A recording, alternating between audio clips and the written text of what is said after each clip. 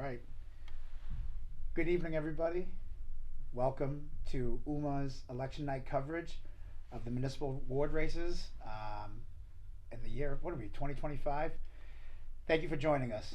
My name is Emmanuel Marsh. I will be your host tonight. And actually, I'm joined with two friends who will also host this with me as well. To my left is my good friend Ed Lucey, former counselor at large, former state rep, and former mayor of the city of Malden. Ed, do you want to say hello to? Nice to be here, and I'm glad that you're listening to watch the results of tonight's election. Yeah, absolutely. And to my right is my friend Greg Lucey. Greg was a school committee member, a former city councilor at large as well too, and also our former city clerk. Thank you for being here. My pleasure, Emmanuel. And I've actually done this a few years, so thank you for being here.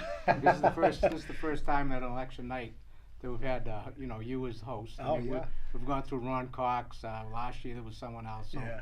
there's quite a few years. So this is your beginning. Hopefully I do a really good job so that you guys ask me to come back and do this again. Yeah. Oh, you didn't get a guaranteed long-term Not yet. contract? No, not yet. I think I got a one-day contract to do this.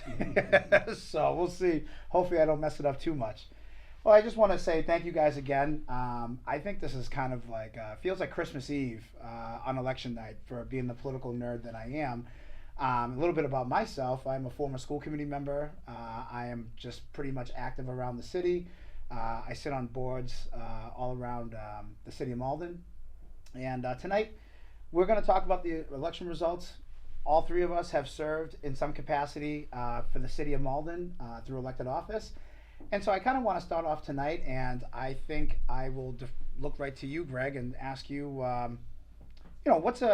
we all have some good campaign stories, right? From being on the trail, from door knocking, from GOTV, from any type of campaigning. But, is there any stories from when you ran for your various offices? Is there anything that sticks out in your mind that? Probably nothing that sticks out greatly in my mind, but probably the biggest campaign story I have when I was city clerk. In 2020 when COVID was around, and it was the first time they did mail-in ballots. So we had like 20,000 20 some odd thousand people voted, and I think it was 18,000 mail-in ballots. So that was quite the process, just processing all that stuff. So I mean, you had to kind of live it to understand it. How much work was involved. The city clerk's office at the time was, current city clerk Carolyn Desiderio was my assistant. Phenomenal election person. She was in the register of voters for many years. Carolyn really knows the ins and outs. And then the other people in the staff, everyone chips in that night. But that, and probably the redistricting when I was city clerk, and the redistricting. So that was in today's election. We have 27 or 20. I'm forgetting 27 precincts. Oh. Used to be 16, but when we redistricted, you had to take the whole city of Malden. The population went over 65,000, so you had to divide the city differently. And then, so you took the 8 wards, kind of, they can only have so many per ward. We did that. And then the state legislators told us we couldn't change their wards, which made it more difficult. Yeah. And that's why today you have these 3 little wards in Ward 3, 3 precincts, and 3, 5, and 7. There's like 3A, 5A, and 7A. Yeah. And that's because we couldn't, once we did the city map, the state rep said you can't change our district, which is kind of odd because the whole idea of redistricting is you change where the population is. Right. Although today I shouldn't say that because Texas and there's a vote in Yeah, California. they're doing that, right. But anyways, that's the theory behind it. So Right. that really followed us up a little bit, and it was complicated because you had to find, not just the additional precincts, but you had to get voting machines, you had to get voting places. Right. So that was very challenging, but we got through it. And so let me ask you, just kind of following up with that, like, how should I say, what were the hours like, right? Like the planning process going into, for those who may not know, for those who may not remember or who may not have been involved at that time, but what was the planning process like? I know you're saying that, so obviously there's what the city's doing, but then can't conflict with what the state has already put in place. So, I mean, how did you navigate that? How many man hours did you have to put into that? Yeah, and it used to be reversed. Usually the state does their redistricting, and then the city does theirs afterwards. But they had the final say this time. They switched it on us, so it just complicated. And so the hours, it didn't, one thing about the city clerk's office is the hours, for the most part, most of the year, it's pretty much what City Hall is. But you come time to election time, And I know, like, when they first did the mail-in ballots, we were still, they had moved up to City Hall, and we were still at 110 Pleasant Street. Yeah. And for the month of August, because that was the first time they did it, was in the primary and the state election, mail-in ballots. I can't tell you how many hours, weekends, and you just do it because you have to do it. I mean, Right. the last thing you want is election night to have issues. So, you know, everyone pitches in, everyone does their thing, and usually you just hope for a good result on election night. I agreed, and something seamless too, right? Like Right. just which is a lot. Which nobody, I think sometimes, even as the person who's running for office, or even as the your voter, you don't think about it, right? You just say, okay, time to pop into my precinct, 89 Pearl Street. I'm just gonna go in. Yep, here I am, Emmanuel Marsh. Yep, all right, I live at this address. See you later, right? And But that's you don't true. realize. People think, okay, yeah, voting day, you just roll in the machines, Right. you vote, and then they roll them out Right, that night right. and take the count. Right. There's so much preparation to an election that we have volunteers, or we had volunteers. Yeah. Even they came away shaking their head. Because people don't see it unless they're in the Trenches. day-to-day grind with Right, it. right, It's a right. tremendous amount of work. And the unsung heroes of obviously the backbone of democracy. Again, I mean, you don't realize it. And I think this would be a perfect time to plug in and tell people, hey, look, if you have an opportunity to get involved somehow, right, whether it be volunteering at the city clerk's office on election day or on a campaign of some sort, just to see what it's like. I mean, because it is a lot. It is a lot of work on your side, right, when you were the city clerk, and it's a lot for a lot of the candidates as well. The preparation going into it, and even the on election day, right? I think a lot of people always think that, oh yeah, it's just going to the polling places, holding signs, or like you said, wheeling the ballot machines. You do your thing, but you don't realize that there is so much, and it's complex, and it's for it to go seamless and for it to be such a smooth day, as smooth as it can be. I mean, it's hats off to everybody that's involved, Yeah, it's never candidates smooth, and though. people. No, it's There's always not. issues that come Yeah, up. but you guys, Trust me. but let me tell you, but the composure is Yeah, great. So you let's gotta put it to put you it that on. way. Yeah. Thank you, Okay. Greg, for that. Ed, what about you? I'll turn to you. From your times as running for office. Well, I ran 10 times. Yeah. I think. Let me think. 5 and 2, 8. What was it? 5, 2, and 3, 8. 8. 8 times. Yeah.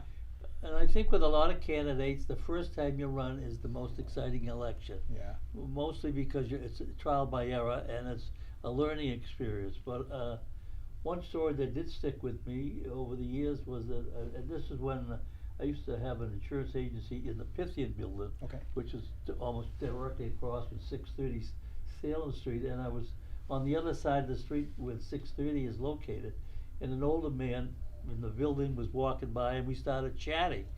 And in the middle of the conversation, because I was just talking routine kind of conversation, and he said his wife has passed away 6 weeks before. And I mean, I was dumbfounded, didn't know it. Yeah. I almost didn't know what to say. And I was trying to console him at the same time, trying to grasp the impact it would have on him. And as we parted company, when the election was coming up at the time, and he said to me, "I won't forget you." And I thought to myself, of all the things to be thinking about someone else's vote, that would be more than I would be able to deal with. Yeah. But anyway, I thought that was a kind of an unusual story. But the other story was getting back to the first time I ran. The campaign office was right across the street on the same side as 630 Salem Street, and it was going to be a tough election because it was a primary, Democratic primary, and this was state representative. So whoever won would be nominated automatically in November. Mm-hmm. And so it was September, and we're getting a count there were 5 wards in the district, and we had 4 wards already come in, and we were leading at that point. Mm-hmm. But the one that wasn't in it yet was 630 Salem Street precinct, which is heavily senior citizen, and I anticipated my opponent at that time could have been doing well, even though my office is there and I had some recognition in that area. And we were waiting, and there was several of us just sitting in the office because we were planning to go to a celebration if we win, lose, or draw. And one of the campaign workers, we were waiting for the results from 630 Salem Street, and here we are, a stone's throw from there, and for some reason there was some kind of a mix-up, and we weren't getting the count. The time was ticking on, and one of the campaign workers kind of casually walked in to get an update on what was going on, and we said, well, we still don't know because there's of 630 Salem Street, and he mentioned just casual comment. Oh, you won that by 140, but so we, everybody's kind of jumping up. We had a practice celebration before we got to the location when we had the celebration. Oh, So that's great. Yeah. that's a nice surprise, right? Yeah, yeah. That's a great surprise. I'll tell you, I have a few. To your point, right? Like the very first time that you run for office, and it's exciting, right? Because you're like, oh, here I'm doing something, going out getting signatures, talking with people. If you like to talk to people, I know some people are kind of nervous being on the doors. So I remember my first time running for school committee, and it was July. I think it was like mid-July. It's hot. I mean, I'm like sweating bullets. I have a button down. I have like slacks on. I have shoes on. My Fitbit. I think that was the best shape I was ever in my life at this point, right? And so I remember I knock on this guy's door, and it's just like I said, it's brutally hot out. And this is like right after work. So I had worked at the lottery at this time, and then I'm going out door knocking until I think like 7, 8 o'clock at night while the sun's still up. So this guy comes out, and he's in his underwear, and I'm just kind of like, all right, what's about to happen here? I'm like, What if we invited you in? yeah, well, that's what I was afraid of, right? So I was kind of like, well, what do I do here? I'm like in the split second thought, and I'm like, okay, I could run away. This is the things that nobody prepares you for, right? Nobody tells you about, yeah, when you go out, you're going to run into all sorts of crazy things. Like, I think I walked into cookouts before, all this. So, but I got this guy standing, and he's just like talking to me in his underwear, and he goes, yeah, who are you? You know, what do you want? And I'm like, I said, there's two things are going to happen here. I go, I'm not going to get scared off that easily. I said, either he's going to tell me, get the F off my porch, or I'm going to vote for you. So I talked with him, and we talked, and remember I had to keep eye contact because I was just like, this is so weird that this guy's just standing here naturally in his boxer shorts. Shortly right after we had the conversation, the guy goes, you know what? I like you. You got my vote. And I said, thank God. I was like, perfect. Checked that off and kept going. Then on GOTV, so You could, excuse me, check and see if he even voted. yeah, I know. I should have. After that, I took him at his word. I was so freaked out. I said, yeah, perfect. Thank you. I was afraid that if I called him, he'd be like, oh, yeah, come on back to my porch. So on that Sunday going into GOTV, so my friend Jim, my friend Amanda, and my friend Megan and I, we were sitting on our in my living room. So we're doing, we have a printout of my palm card, and we had Post-it notes. And what we were doing is we were handwriting all of our, hey, it's been really nice campaigning around the ward. Thank you so much. I would appreciate your vote on November 4th. So we did that from the start of the Patriots game all the way until the Sunday night game. And then we went out and lit dropped that night. So you talk about that's almost like a 12, 13-hour day going through the neighborhood. But I remember my campaign manager, Jim, said to me, he goes, okay, here's a list of threes. So just to give kind of just for the audience at whole, when I say threes, I just mean that they're undecided voters. So any campaign is going to identify, so that's why we go around door knocking, is that 1 means you're supporting me, and a 5 means you're going away from me. 3 means you're somewhere in the middle that you're non-committal.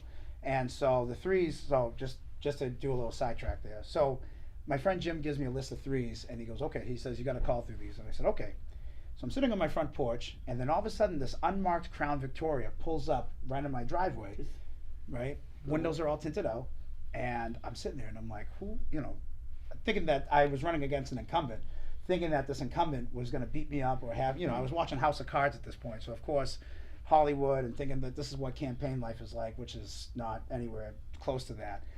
And the windows roll down, and I'm like, who is this person? And in the strongest Bostonian accent I hear, hey, are you this Marsh kid? And I'm like, oh God. I'm like, who are you? He goes, come on over here. So I, walk off my porch, but still keep enough safe distance so in case they try to like fight me or shoot at me or something like that, they can't get to me. And they basically told me who they were. They identified themselves. I already told you guys this. They already identified themselves, and they were a former elected official. And they said that the person I was challenging had yelled at their wife about, I think like at this time, this is probably like 2 years earlier. And they said, normally I would be voting for your opponent, but they said, because that person yelled at my wife, that's why we're voting for you. And I said, okay, perfect. So that night, right, so we go into election night, and I remember we ended up winning, which, it was like, felt like Christmas. I couldn't even sleep for days.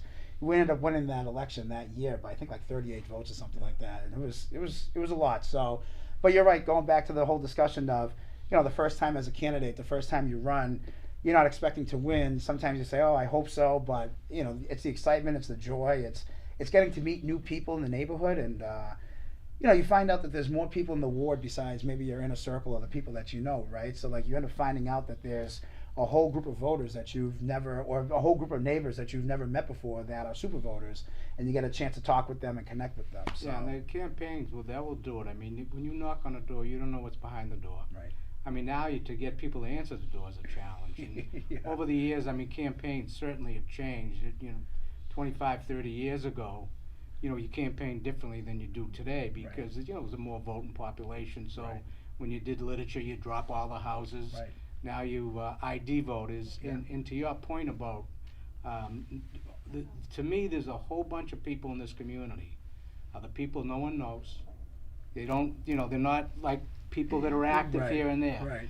Right. But they vote. They pay attention. They care about how the city's doing, Right. and they vote. And the eye-opening for me was 10 years ago when someone ran for state rep, and I was helping him on his campaign.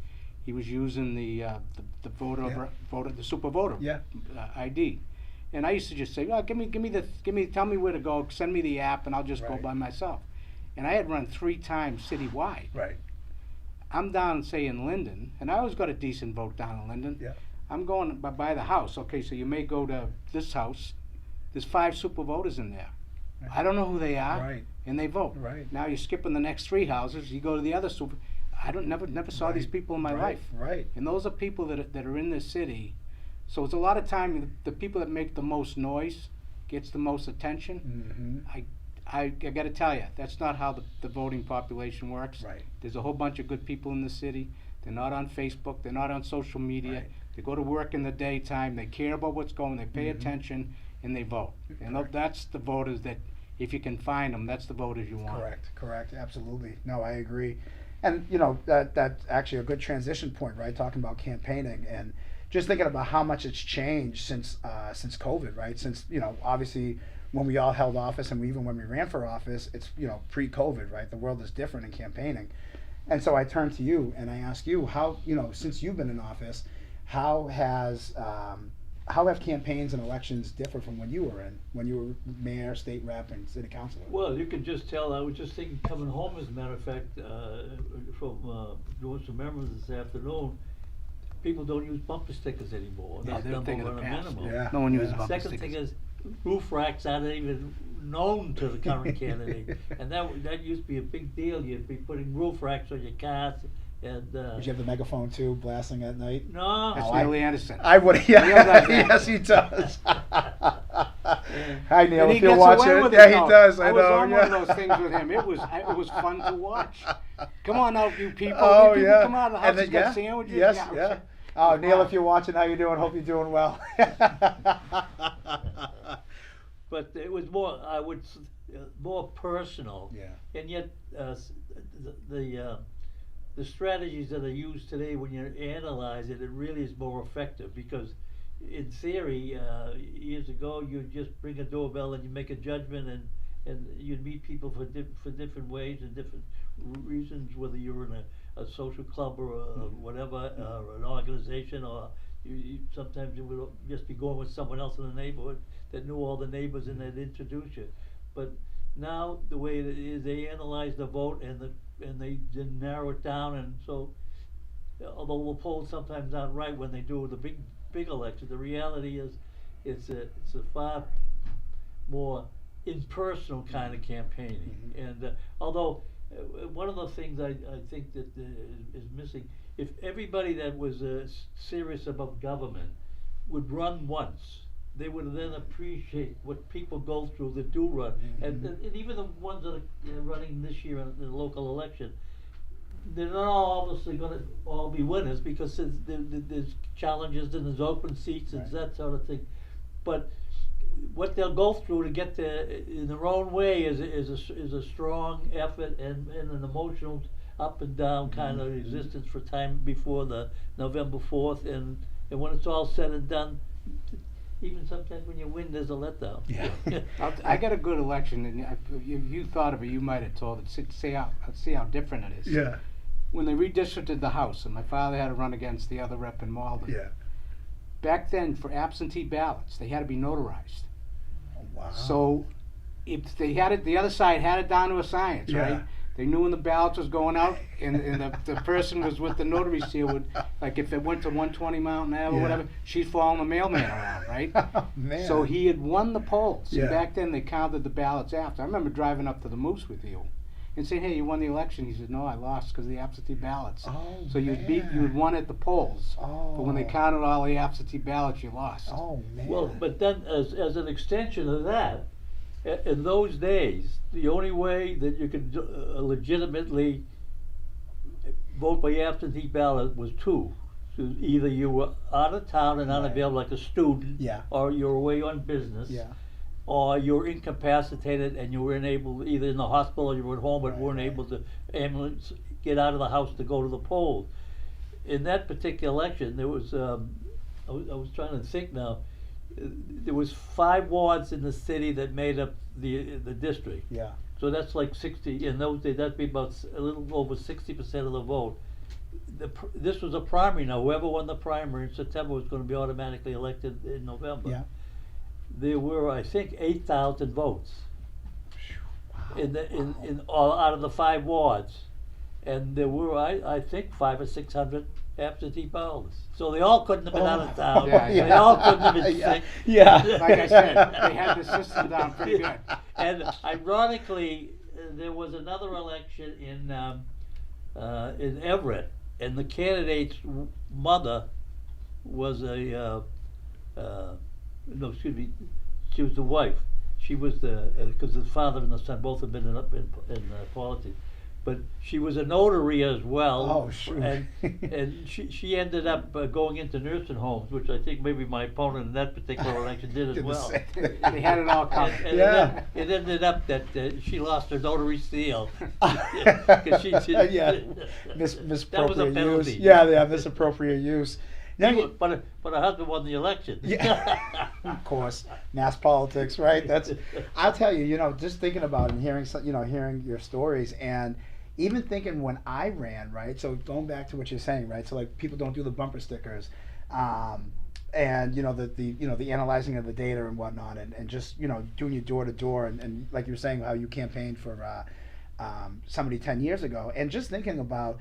I remember studying this, I remember Michael Goldman and David Paleologos and Rachel Cobb, all professors I had over at Suffolk University, political science professors, and just reading, right? You read the stories or you're reading books about how to run for office, but it's so different when you're out there running for the actual office itself, and again, as being the candidate. And I remember, again, going back to my friend Jim, who was my campaign manager, when we were originally, before we got on the mobile network to ID voters, I remember we pulled a list from the city clerk's office. I think Karen Anderson was the city clerk at this point. So we pulled a list from her, and I remember Jim and I sitting on my living room table with a highlighter, being like, "Oh, Ed Lucey votes. He voted in at this point 2009 municipal. Okay, 2010 in this one." And so having to do that, and you're trying to identify your super voters.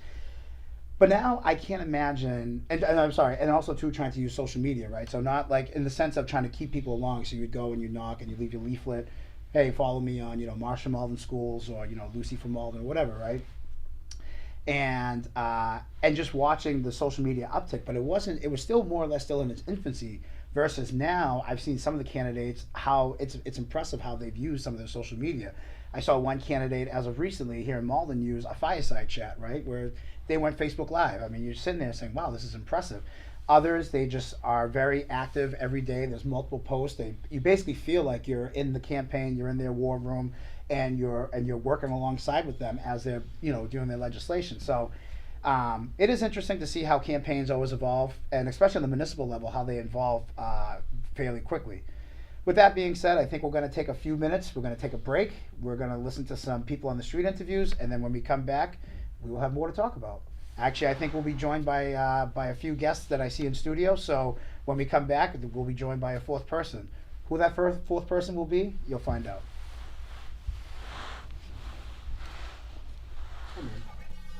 Who wants to come up first? Jack, come on up. You come on up.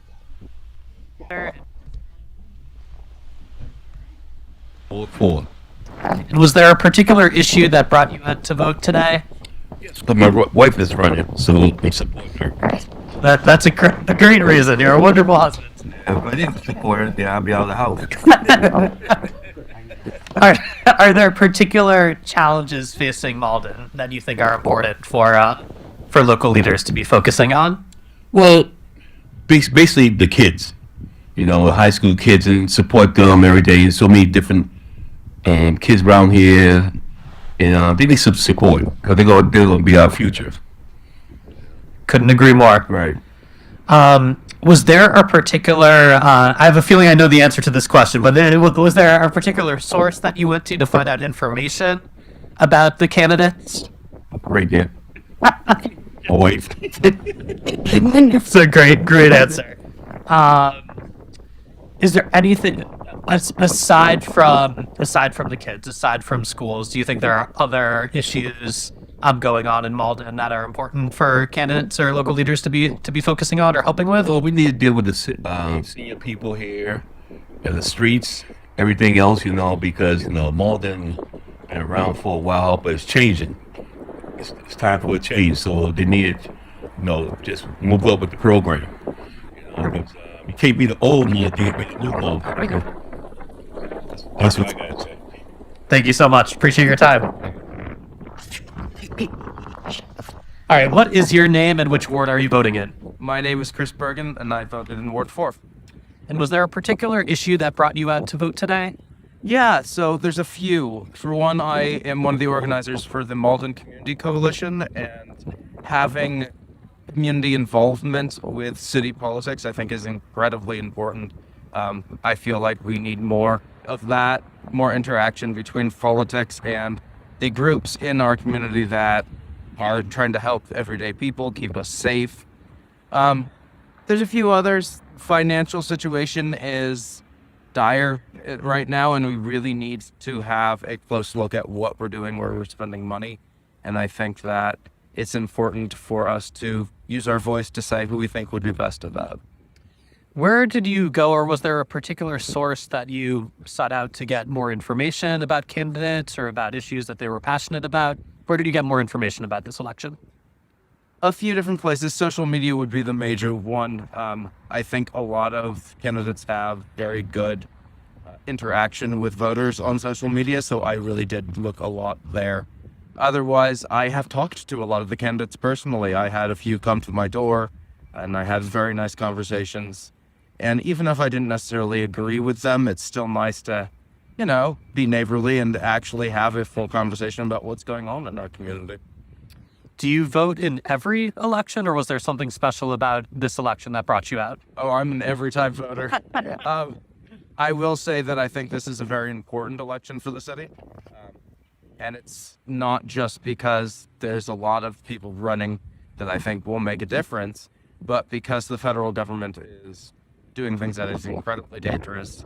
As much as the state helps, we need strong local community action so we can stand up against some of the evils that are going on.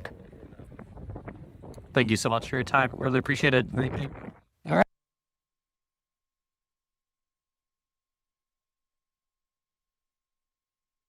Pretty interesting hearing from a couple people so far. I would like to introduce my next guest, or our next guest, Jen Spatafora from Ward 3. Also, I should actually give her official title, which is School Committee Member Jen Spatafora, Vice Chairperson of the School Committee. I mean, you need no introduction for anybody that's been paying attention to what you're doing around here. You don't need an introduction, but we have to give you one anyways, right? Thank you. So would you like to say a few nice things about yourself? I mean, I would love to sit here and listen to you say a few nice things about me over and over. What would you like me to say, right? Would you like me to keep saying, well, Jen's a friend.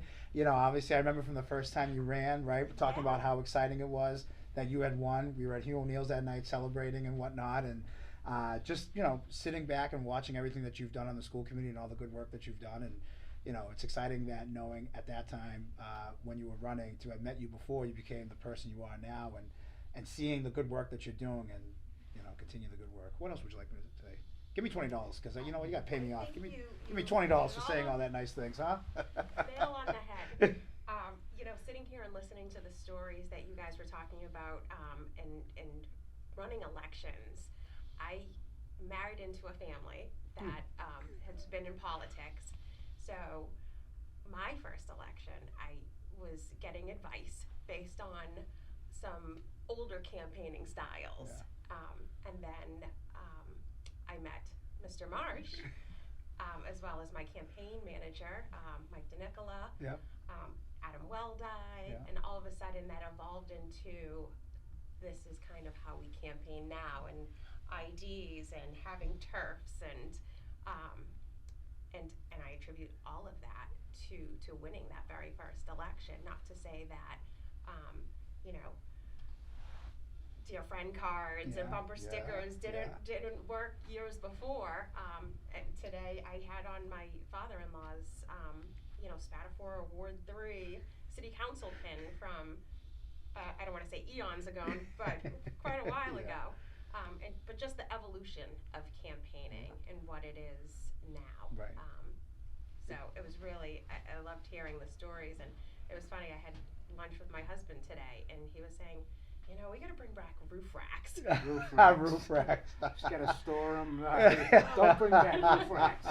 I gotta tell you, if I had a roof rack back in the day, I would have gotten myself in so much trouble because I would have attached a microphone, a megaphone, and let me tell you, I would have been parading up and down the streets of Ward 2 or the whole city of Malden. So I'm glad that roof racks are not in right now. It's probably for the better. Yeah. If I can ask Jen a question, I'm trying to get the cobwebs off my mind. Your first election, you lost the primary. My first election, I lost the primary. And then you came back and won. And I remember. I came back and won, all due to campaigning tactics. Yeah. And so when I first started to run, I think like everybody else, it's okay, we're gonna get out there and I'm just gonna knock on some doors. Right. Really, you know, I wouldn't say no strategy, but just gonna talk to people. And then having lost that primary, and then having some really smart people step in and say, okay, this is what you weren't doing and this is what you need to do. And to actually make a comeback and lose a primary and win the general. Most of the time, when you lose the primary, you're gone. Yeah. You know, I can say like when my father ran for mayor, he won the primary against a very popular person in Malden. This back in '91, probably the most popular guy in the city, and he ended up winning the primary. Correct him wrong, but probably a couple hundred votes. Yeah, it was But then he close. won by almost 1,000 in the final election. It's just so hard to. You know, it's just difficult. So I mean, I remember that now. I just want to make sure I had that right. A lot of Motrin, and we Yeah, it's wore good memory. through a lot of sneakers getting out there, but it can happen. Oh yeah, Yeah, It it can can. happen. It absolutely can. So and we've been chugging along ever since.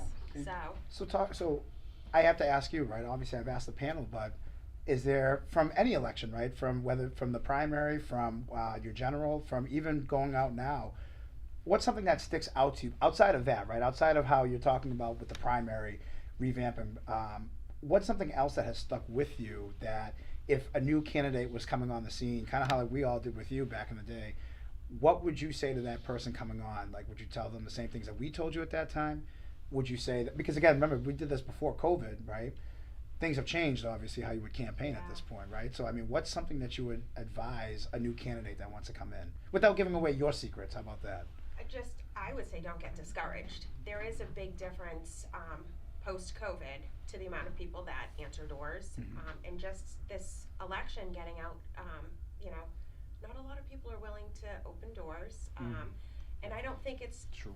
for the fact that they don't want to be engaged or involved. I think, you know, we have a lot of solicitation.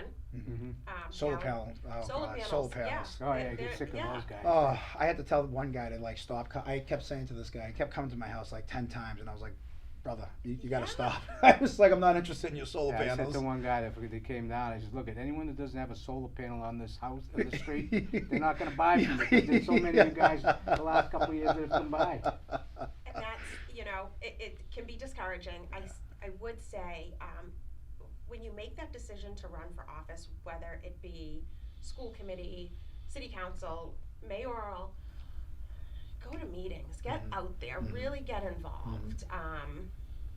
for me, I am so happy with the amount of friendships I've actually made, that there's a lot of people in this city. When we talk about, I thought I knew a lot of people, I really didn't know a lot of people. Yeah, And now, I knocked on her door my first campaign, and she noticed I was hot, sweaty mess, and said, come in, come sit down, have a glass of water. And I ended up sitting at her table for an hour and a half. She made lunch, became one of my biggest supporters, but a friendship evolved as well. Yeah. And so don't be afraid to put yourself out there. Go to meetings. I would say, you know, you don't know what's going to get thrown at you. You could have an election day that is sunny, rainy, windy. Yeah. I mean, anything can happen. You have to really be able to be flexible, roll with the punches. Thick skin. Yeah, very Thick skin, yeah. very Need thick skin. Yeah.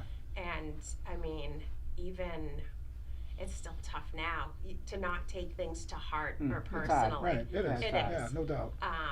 But as long as you stand firm on your beliefs and what you ran on, I think integrity is really big. Huge, So, huge. Yeah, I agree. We've all served in some capacity on the school committee, right? Like, I did. Oh, the mayor wasn't you were there? an Oh, ex really? officio member. Yeah, Oh. yeah. I was gonna say it's some. No, that's what I Back when they meant. were Yeah, mayor, I was like, wait a minute. I was like, Yeah. did I have? didn't vote. Man, I didn't vote. Yeah. All I could do was talk to my person, I couldn't vote. Oh, I was like, oh my god. I was like, wait, did I have that? No. So something, you know, obviously, you know, we've all, again, everybody who's up here has served in some capacity. Obviously, I was on the school committee, Greg, and you know, the former mayor as the ex-official, right? So, talk to us. What is some, you know, how should I say this? So I should preface this by saying, obviously, I know that this, the last few years that you've been on, there've been ups. I know there've been downs, right? You've survived a teacher strike, right? You survived, obviously, a contract negotiation, 2 contract negotiations at this point, right? That I think this last one, there was almost a threat of another strike at this point, correct?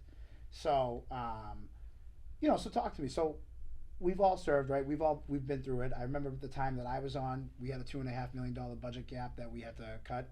And I remember, obviously, the first time you get onto the school committee, I'm at the old City Hall building. There might have been, I don't know, 4 people in the audience. And then, of course, as you get closer to budget discussions, all of a sudden the uptick comes to a little bit more. And then the year that I was on, we had 4 committee members to the budget committee. So, of course, it was a deadlock each time, right? 2-2. And they had, I remember at the time, the budget chairperson voted to get it to the full committee. So now we're going before the whole city. So now we were going to the Salem Wood, and like I said, you know, 4 people in the audience every other time when you're conducting business. Then you get closer, maybe there's an uptick of maybe like 20. By the time we got to the Salem Wood, and I think we were going back like every other day, I think that auditorium was packed. So when we had finally said that we were, you know, we had come to the decision that we were not going to cut anybody at that point, then the following meeting, there was nobody there, right? But that was at that time. So talk to me. So what are some of the challenges now outside of that, right? So what are some of the challenges? What is, I should say, no, I don't even, yeah, what are some of the challenges? I know this is live, people, I'm sorry. So I get, you know, I can kind of have to rephrase in my head on the spot. So, but talk to us. So what are some of the challenges right now? What are some of the triumphs as well, too, under your tenure? Not only as Jen Spatafor, the school committee member, but now Jen Spatafor as the vice chairperson. I think, let's go with triumphs first. Sure. I think right now we have an extremely strong superintendent in place, and that, you know, strong leadership, strong schools. I think we should be really proud of where we're at in our leadership. Finances is always going to be, you know, the biggest battle for us. And I think, you know, you're hearing it all over the city right now. Chapter 70 funding. We are working with a lot less and trying to do a lot more. And especially coming out of COVID and seeing the uptick in the needs of our students when it comes to mental health, when it comes to special needs. We don't have enough money to really tackle everything effectively in the way that we want to. So, you know, we're all out there, you know, screaming for the state to do something when it comes to our Chapter 70 funding. I think this last go round of negotiations didn't end a strike. That was fantastic. Right. We secured a contract before the contract was up. Which is also coming from a little bit about my background now since I've left public office, and having been on a few negotiation committees. And I don't think people understand that it's impressive to have renegotiate a contract before you operate without one, because once that happens, it's fair game. So not to cut you off, but it's impressive that you were able to do that. It was a celebration for sure, Right. for sure. And it was the first time that we had held open negotiations. So the general public could come and sit in. They could watch. They could participate Yeah. in that manner. We wanted it to be open and transparent to see what was being said. And I think it really worked to both sides' advantage. It holds everybody accountable to what is being said at the table. So I think, again, triumphs, that a new superintendent in place, but it all is going to come down to that money. Right. That's interesting, the open. I didn't realize you did that. Yeah. But that is a good way of doing it, Yeah. because a lot of times during negotiation, you get at the end of when no one settles, you get the one side saying something, the other side saying something else, and it's like, Yeah. who do you believe? Right. When you can be in the room, you know what you see. Yeah, I didn't know you Exactly. did that. And That's pretty good. and it came down to that, 3 years prior when we went on strike, of course, there were some questions about, we didn't know that you put that offer forward, and vice versa. So this time, it was put on the table and we said, yeah, let's just open it up. And, people could come if they wanted to. I will say, not many people did, but it allowed us to actually talk about it because it wasn't in an executive session. It wasn't behind closed doors.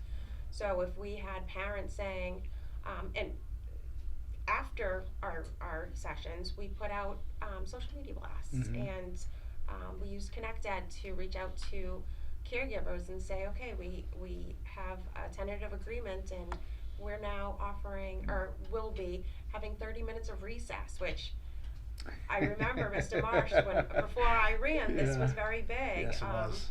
On your plate, and Yeah. it was one of the reasons that it inspired me to run. I was Yeah. like, yeah, I want my kids Right. to have more time out on the play yard. But going back to the negotiations, I think it really did allow everybody to be a part and hear what was being asked for, what was needed, what was being put on the table, and effectively, I think it was, I can't remember the exact date that we not ratified the contract, but our last session was in July, and that contract wasn't up until August 31st. Wow. So Wow. almost 6 weeks before our contract end date. So I think that's something that we should be proud of. Absolutely. And I think going forward, we're going to see a lot of talk about technology in the classroom, AI technology, cell phones. A lot The of absence of cell phones, the absence or the inclusion of cell phones. So right now there is a bill being worked in the House, I believe. It's passed through the Senate, that would be a bell-to-bell ban on cell phones. Malden School Committee passed a resolution saying that we support the removal of cell phones in the classroom, but we don't support necessarily the removal of cell phones altogether.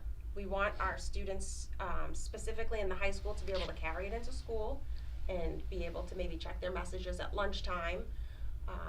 Mom might send a text message and say, hey, right when you get out, I need you to go pick up Johnny from the BB. On your way home, I can't make it. Or there may be a message from work saying, can you start a half hour earlier today? But we don't want it to interrupt the classroom learning, of course not. But we also want to give our students the ability to be responsible and learn how to put away the cell phone, put it in the backpack. We're not going to take it out. If you take it out, there are going to be consequences, whether it's going to the principal's office or having it taken away. But also, they're, especially in high school, at that point where we need to treat them as the young adults that they are, because they're going to be going off to college and having, or wherever, into the workforce, and there's this expectation of being responsible for yourself. So we want them to start to learn that in school. But at the same time, we understand that cell phones are a disruption. There is a time and a place for them. And in the middle of, calculus or... Calculus, whoa. You have to go there with calculus, well, huh? Who knows? Maybe they could be in there because the calculator's on Yeah. it. I don't know. But, Yeah. and then, AI technology is everywhere. Yeah. But, do we want our kids being able to ask something to write a paper for them? Yeah. No. Or take away that creativity. So these are going to be the big conversations, I think, coming up, or they're actually happening right now, but will be going forward that we're going to have to really dive deep into. And I'm getting the wrap up, so I just want to quickly ask this question. So, lastly, what are your predictions for the upcoming? Obviously we know that municipal elections, they go by so fast, right? Like, who would think that 2023, just like that, everybody would be up for re-election, or there would be another election? But what is your prediction for the upcoming year? What do you foresee? I know finances is the big one, right? I mean, that's the big overall topic that we're all going to be discussing here tonight and going forward. With what the city is facing. But outside of finances, I mean, what is something that you could predict for the upcoming year for the school system? Oh, gosh. And not to put you on the spot like that, but I am. But you I are, am. because I truly believe, You need a commercial. Yeah. Perfect, let's go Yeah, again. yeah. That X and left. Yeah. I mean, I hate to say finances because you said anything outside of that, but let's be realistic. Right. A lot of what we do and what we rely on takes money. I think creativity, thinking out of the box, making sure that we have the right people in the right places to, I don't know, maybe go after some grant money. But unfortunately, I think That's where we're going to be. that's where we're going to be. So Yeah. that's probably a good segue to turn it over to maybe somebody me. that Yeah, might too. be in the city council Yes. that can talk about how we can You are a true revenue. politician. There you are, huh? Jen, thank you so much for joining us. Thank you. Oh, it was Thank great. you Good so luck. Yeah, much. good luck and congratulations tonight. I know that thank you for joining here too. Sometimes I think when people see my name, Might never come back. I know well, I'm surprised she even said yes. Most times people see my name and they're like, oh God, no, If he no way. continues to compliment me the way he did when I first got up here, I'll come back. All right, but make sure you throw $20 in the coffers when you leave, huh? All right, we're gonna listen to some more interviews, and then we'll be joined with the next guest. Jen, thank you again, and Thank you. yeah, anytime. Thank you. Yeah, anytime. All right, enjoy it.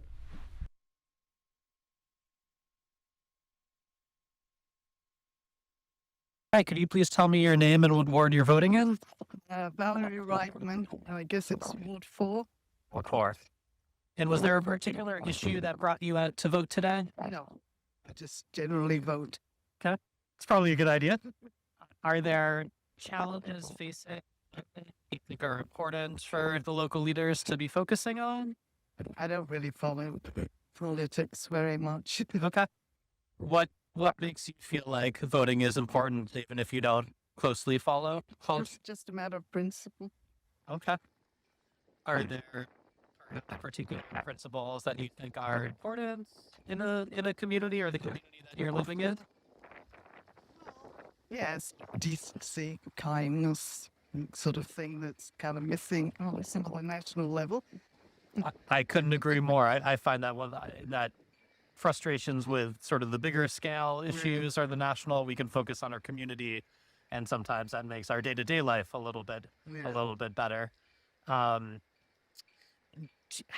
Do you expect turnout to be particularly high today? Do you know if you have friends or family who are voting today? I'm not really sure. Probably not all that. Okay. It usually is. Okay. All right. Well, thank you so much for your time. Appreciate it. Okay. What is your name, sir? I am Mark Linehan. And what ward do you vote in? I vote in Ward 3.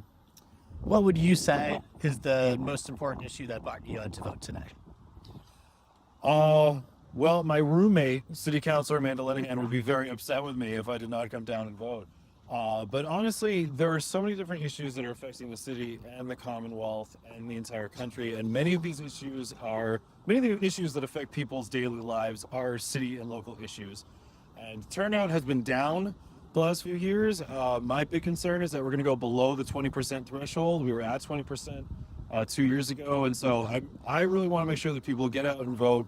Whatever you're passionate about, whatever you care about, it is amazing that we get to choose our own leaders. So anyone watching this, please get out and vote. You can check the city clerk's website for your nearest polling place. Make sure that you're registered to vote and come out and vote today. The polls are open until 8 p.m. What would you say is the biggest challenge facing Malden these days? I mean, I feel like 2025 is, the challenges come fast and furious, and there's a new one every single day, and there's so many.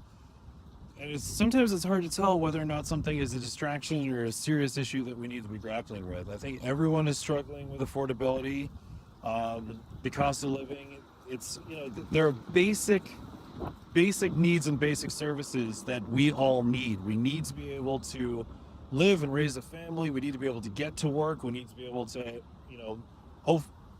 hopefully work one job in order to support our lives, and, raise our children. Safe and healthy, and there are so many different challenges. I mean, I think people can prioritize different issues for themselves, but I don't think that there's any such thing as a single issue or even, a single dozen issues. There are so many different challenges, and every voter gets to weigh what's important to them. But as I know, being married to a city councilor, I know that there are always 100 things going on at any one time. And Sure. there are always multiple challenges that you're constantly having to weigh and deal with, and so there's very rarely a moment where any elected official is dealing with one thing at one time. So, and there are a lot of different challenges ahead. We have the city budget and the override issue coming up in the next couple months. So, the city has a lot of challenges, and we need serious people to face those challenges and who can collaborate and work together and create the solutions that are best for the city. That's the other thing too. I think a lot of people think there's only ever two ideas or two solutions to any one problem, but on the local level, you need the collaboration of all your neighbors, and we're so lucky that we get to live in this incredibly diverse city where there is no shortage of imagination and backgrounds who can create different solutions that benefit the entire city. Thank you so much. It's my pleasure. All right. Oh, he Yeah. just keeps talking. Hey, that's perfect. Hey, he's probably thankful. Yeah, that's perfect. Welcome back. Man, shout out to Mark Linehan, who all you have to do is just give him a microphone and let him go. So I like the whole roommate thing too, which is great. So who actually just texted me too, saying that he was watching. Of course he So did. yeah, he said he put a Google alert. So thank you, Mark. We're joined here by Councilor Linehan, Council President Amanda Linehan from Ward 3. Amanda, thank you so much for joining us. Thank you for having me. Not a problem, Amanda. Also, somebody else I also knew too before running. Right, I think we had helped out on Yeah. your campaign back in that day too, or we had talked it somehow. I don't think For sure. I don't remember, but Amanda, obviously welcome. Before we get into any really serious conversation, what is something that you remember from the first time you ran? Like any Oh my gosh. fun stories? I You didn't have mean- anybody in their underwear talking to you like I did. I right? did, Yeah, unfortunately. did you? You know, I think everybody. it's- Was it this? I wonder if it's the same person that just moved from different parts of the city. I don't know. I wish I could say there was no people semi-naked, but I had a couple actually. You wonder what's going through people's heads when they answer the door like that. I'm like, I don't answer the door if I'm not like completely dressed and Yeah, ready to encounter people. But no, I value people that answer the door because, like you all said, people don't really answer the door as much anymore. It's the change from my first campaign in 2019 to now is unbelievable. Everybody's got a Ring doorbell. People, even though they work from home a lot more, that's the funny thing. They're home more, but you actually don't get as many people that answer. My first campaign was very intense. It was an open seat. It was the only open seat on the council that year. So it drew all the attention it felt like in the city. This is Ward 3 I too. do. Right, in Yeah. Ward 3, Ward it's like 3 the very highest active. turnout, Yes. very Yes. active. It was intense, and you know, I have a full-time job like so many people do when they run. I know you mentioned that. Yep. It's a lot. I had a 5-year-old at the time. She's now 12. Time flies. But it's a lot when you've got young kids, you know, your spouse is working full time, you're trying to do your job, coming home, door knocking, like you Yeah. said, at night, and when it's still light out, and you know, you're trying to crank until like 7, 8 at night. It was an intense memory, but I look back on it very fondly because, you know, like my counterpart on the school committee said, you make friends, you meet people there's people that volunteered for me that are still dear friends today.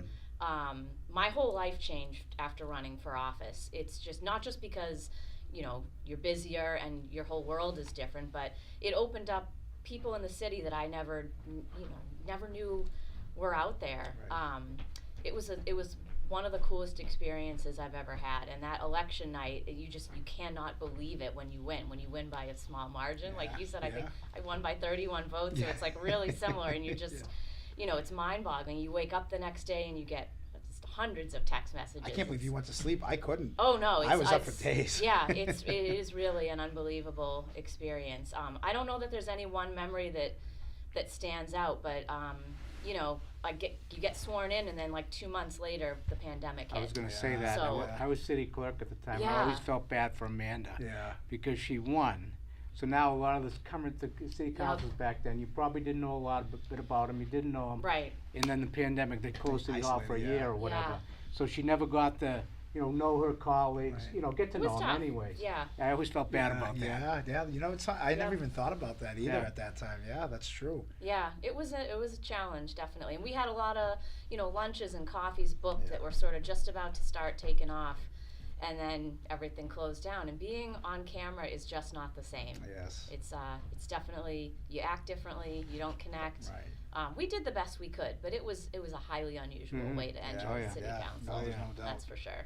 Just before we get into any deep discussion, I do want to remind everybody, outside of us just talking, we will be getting your results. The polls are still open for another minute and a half, I believe. So Oh, wow. as soon as the results start coming in, we will obviously let the city know. So please don't tune us out. I hope you're enjoying this conversation. I hope you're just liking my little round brown face on camera. But if not, just stay tuned. And as soon We're as gonna vote on that? yeah, I hope so. I don't know. Remember, you're on a one-day contract. Yeah, I know. I'm pretty sure it's not going to get renewed after that comment. So, but if please stick around, and you can tune off as soon as we give you the results. You can log right off, and you don't have to listen to my annoying voice going. So I'm sorry, but yes, I just wanted to tell people that just Yeah. to let everybody know. So, Getting close. I know it's like kind of like I said, it's like Christmas morning. Like you get know. very excited on these days. You're like, oh, here we go. So obviously, with that being said, so giving your credentials, so I think we're just going to kind of jump right into it, right? Alrighty. The big conversation that I think that everybody wants to know from their elected official, right? And I think we heard the comments from the voter interactions that we just heard. Yeah. The biggest topic that we keep hearing, city finances. Yep. Talk to us about that. What's going on? Well, it is the reality. We are not in the world of COVID recovery funds, flowing into the city coffers anymore. We're in a moment of inflation, not keeping up with what we can raise on our taxes. That's just the tough reality. And we, in my opinion, really have no choice but to be talking about raising the taxes and going to the voters and giving them the choice to ask if that's how they want to handle the predicament that we're in. I would say to anybody watching, we're not alone. We're not the only city facing this. There was a Globe article just last week that talked about how there are dozens of communities that are having to go to the voters with this very question. I think Melrose and Stoneham tonight are setting records with how much money they're going to the voters for to fill budget gaps. The good news is that we have balanced our budget. We've passed a balanced budget every year. We've done, I think, very well. We did fill the budget with dipping into our free cash last year, but we obviously don't want to do that again. That wouldn't be a prudent way to be budgeting for the city's future. We did, I think if folks have been watching recent meetings, we did convene the council over the summer to do a pretty historic vote to switch the city employees onto a new insurance pool that is projected to save between $3 to $5 million. So the city employees are stepping up to proactively be part of the solution to save some money. The city departments did have to come and make some cuts last year to again be part of that solution going into what we knew was going to be a tough budget year, but we have to do more. So the council, I expect, will be taking up a vote by the end of November, early December, to most likely to put this on the ballot over this winter. I did have a lot of people asking me leaving the polls today, why wasn't it on today's ballot? So I think that's one tough thing I think it's already confusing for folks. So we're gonna have to do a lot of education to make sure voters understand that this is gonna be most likely a special election this winter to come out and say whether that is something that we wanna do to fill that budget gap this year. So what we would be looking to ask voters to do this winter is to vote on an override for about $5.5 million. The other thing I did want to mention is that the council last week did vote to increase the owner occupancy exemption. So in Malden, if you live in your home, instead of renting it out, you do get a discount on your taxes. That's a simplified way of explaining it. And we increased that by 5%. So for folks whose homes are assessed up to about $850,000, the effect of the override will essentially be a wash. So we shifted the burden of that tax increase onto properties worth over about $850,000. So that's one thing that I think is important to note for folks that'll be going to the polls in February to vote on this. We are hoping that that lessens the impact a little bit, but it is a shared burden that we are gonna all have to think about filling this year. So it's tough news, but I think when the state has really tied one hand behind our back, we can't raise our taxes more than 2.5% every year. So when inflation goes up more than that, we don't have a lot of good options other than going to the voters in this way. Is there any more money left in the rainy day fund the city has other than what they've used this year to balance the budget? There is, and unfortunately the state doesn't really give guidance on what is a rule of thumb of what you want to keep in your rainy day fund. Obviously you don't want to deplete it entirely. One of the things that we've been talking about is moving that into a different type of fund, like an enterprise fund that would allow us to actually set it aside and then have the council vote on how to spend that instead of just having it into, so it's in an account now that's called free cash, which I think the voters hear that and they think, oh, that's like free money or like fun money. Right. I think if you move it into a fund that requires a little bit more of an intentional vote of the council to spend it, it gives a little bit more confidence that we're being intentional about how we spend that and set that aside. So that's something that we've been talking about doing. Now the council voted, they've already voted for the increase the exemption on residents. Yeah, we did that last week, up to 35%. And so presumably the mayor will sign that? Yeah, presuming that that goes according to plan, that would be in effect. One of the things I think that confuses people is that ultimately in the budget for the city, for instance, from real estate taxes, you get the same amount of money regardless how it's redistributed. And, right. And you mentioned about the wash that's if you own the property and you get the increased exemption. Yep. That in theory would suggest that the people that have invested in property in the community will then raise the rent of the people who don't own property. So they'll be the ones that will indirectly maybe paying for that. It could be. Increased taxes. We talked about that at council, and I think our assessor and our finance chair both made the point that the rents are driven by the market, what the market can bear. So if they raise rents and folks can't pay it, then they're not going to be able to fill those tenancies. We already have one of the most expensive rental markets in the region. And don't forget also that folks who live in their 1, 2, and 3 families and rent out, like let's say you live on the ground floor and you rent out the other 2 units, you still get the owner occupancy exemption for the full 3 units. Right. So I think that as long as you don't, if that property is still valued under the limit of that exemption, you still get that discount. So I think that what it really shifts it to is the folks who are landlords who have much larger buildings or who don't live here and are really, you know, what people often say are absentee landlords.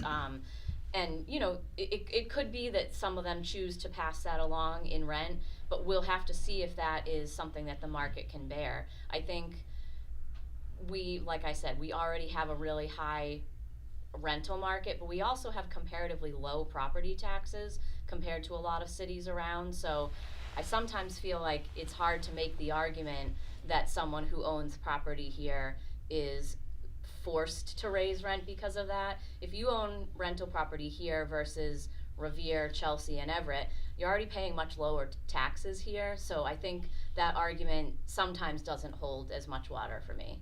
And that's a good point, actually. I think when they first got the residential tax exemption in the city, I don't think enough credit was given to the city to push it forward. And they did it in increments. So, you know, before, I think we started out like 5 or 10%. 20. Then it went to 20. No, it started out at 20. No, it went to 20. Because I remember Mike Sheen's the one that proposed it, or Neil Kinnon, one of those guys. Mike Sheen did. But it went to 20, then it went to 30. Yep. And then they found, I think the max is 35. I think it is, yeah. So that's the highest you can go. And, you know, to me, as a homeowner in Malden, I tell people all the time, my taxes are cheap. I can't believe how, you know, you get you get the tax rates good anyways, and then you get the residential exemption. Yeah. So what I pay for taxes, I've, you know, talked to other people in other communities, and it's just not even close. Yeah, and I hear that a lot from newer folks who just moved in, and of course they've paid a lot for their houses because our housing market is very expensive. What I often hear from them is, wow, I looked at, you know, houses in a lot of different communities and the taxes here are so much lower. It did maybe help them make the choice to move here if they are in a position to make that choice, if they're privileged enough to have a budget that they can look into multiple places. They're actually coming to me concerned because they feel like, wow, the taxes are so low, it can't possibly support, you know, what I know the schools are gonna need or what city services are gonna need. So obviously we have a wide range of incomes here. Not everybody is in that position where they're saying, please raise my taxes, but some folks are because they're just doing that math and they're wanting to make sure the community can continue to be healthy and provide the services that we have now, so. And so so even staying on this topic, some of the forums that I was listening to, right, from some of the city councilors, I think it was the councilor at large is mostly, or I think it was the city council forums, and something I heard about was getting creative, right? So obviously we know we're gonna have to do this one way or another, right? Like, it's coming. But something I also heard too was getting creative about attracting new businesses. So what's the discussion around that? I mean, let's say the vote goes through, right? I mean, obviously it's hard to tell what's gonna happen, right? But let's say the vote goes through, the clock is ticking. Right. So what's the next move after that? Yeah, I think one positive takeaway that I heard is that our council, which we have a lot of diverse opinions, we had consensus around the fact that economic development has got to be our top priority moving forward. I will say, as council president, I think we need to immediately form a committee around economic development because we need to move quickly on it. We do have a master plan or comprehensive plan that's underway that we're about to start, but those typically have a 2-year horizon. So we all agree we can't wait 2 years. As much as it would be great to be strategic and build that longer term vision, as we're doing that, we need to work on a shorter horizon as well. So some of the things that I heard folks wanting to work on the council in that shorter term is working with our Office of Strategic Planning and Community Development to identify some key corridors that we could work to attract some really quick changes in our zoning, that if we could work with some developers, we could bring in the stuff that we need. I heard a lot of consensus around not wanting the developers to drive the bus, but the city to sit down and say, what do we want to see? What kind of development do we want to see? And then let's quickly draft the zoning that can support that, because then we can bring the developers to the table. And if, you know, taking something like Commercial Street as an example, there's a lot of property owners that already own property there. If we were to rezone that to attract the type of economic development that we want, if those property owners are aligned with that, then that would be a great alignment. We could work with them. If they're not, then we need to move in a different direction. So I think we've had a mentality of, oh, we're really held back by who owns what. I think we need to flip that a little bit and think about, let's get the zoning in place that will drive the development we need. And if the owners want to work with that, great, but we actually can drive that conversation instead of waiting for the current owners to build something that they want to build. So I was encouraged by that because I think it's rare that you have the council all saying, you know, we need to do this, we need to do it quickly. So I think we can move on this. I think so too. It sounds that, you know, it sounds like everybody is on the same page. I think whether you're an elected official or a regular, right, I think that one of the other things I heard too, and it speaks to my heart, is being on the Malden River Works, right, and being part of that committee. And one thing I heard was developing the river. So, and it's actually amazing how many people actually didn't realize that we do have a river in Malden, which is kind of like crazy. But hearing that to highlight our one of our assets in the city, and so I'm like, yeah, that would be great. I mean, I think I heard the proposal of putting a hotel down the street from the casino or down the river from the casino, which, I mean, for me, I'm kind of like, hey, that's great. You know, I mean, I think that's a nice little attraction. Yeah. So, Amanda, so like on the ballot today in Melrose, they give you 3 options. Yeah. One is say for 13 point something million. The second one's 11 something. The third one's 9 something point something. So they give you the menu. Okay, this is what you'll get if you vote for it. In Stoneham, they're doing the same thing, but their vote is like in December. So it's the same idea. It's like, although Stoneham, last year they tried to do an override for 14 million, and it didn't pass by 500 votes. So it got close, but it didn't. So they're doing the same thing. Yeah. Is there a chance, and I'm sure you have to, the issue you're gonna have, and you guys gotta figure out, is if you go to the voters and say, look, okay, if things passes, we're not gonna have this problem. Yeah. Then all of a sudden, you got some of the problem anyway. So the last thing you wanna do is have the voters vote on something, and then it doesn't solve the problem you're trying to get them to. Is there a chance like Malden could, the end thing, have a couple menu items, or? We certainly could, and we talked about that. We felt like for the time frame that we were looking at, because we really want to try to do this to solve this year's budget. So in order to do that, we have to have a special election this winter. We talked about doing a larger number to build us a couple of years. We talked about a menu of options. We've ultimately felt like that's confusing. That's really a lot to try to message in a short time frame to give people that A, B, and C kind of thing that Melrose is doing. We felt like that we could be most successful filling a 1-year gap and keeping it to one number. And if we are not ultimately successful, there's nothing that precludes us from going back to the voters again. Unfortunately, we are going to have to make cuts if it fails. So that's going to be jobs. That's going to be cuts to city services.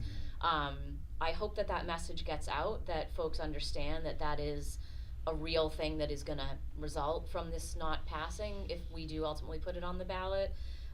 Because once those cuts are made, obviously it's very hard to get those positions back. Yeah, and I would just urge people to go on cityofmalden.org. Yeah. They have all this information on there. They have a Prop 2.5 thing you can press on, and you can get all this information. I would just urge people. Absolutely. I know the NOBE folks have got the lawn signs going out real quick, but in the end, it's got to be a discussion. And so I just urge people to go on cityofmalden.org, at least look at the information. Absolutely. Just so you know what the understanding of.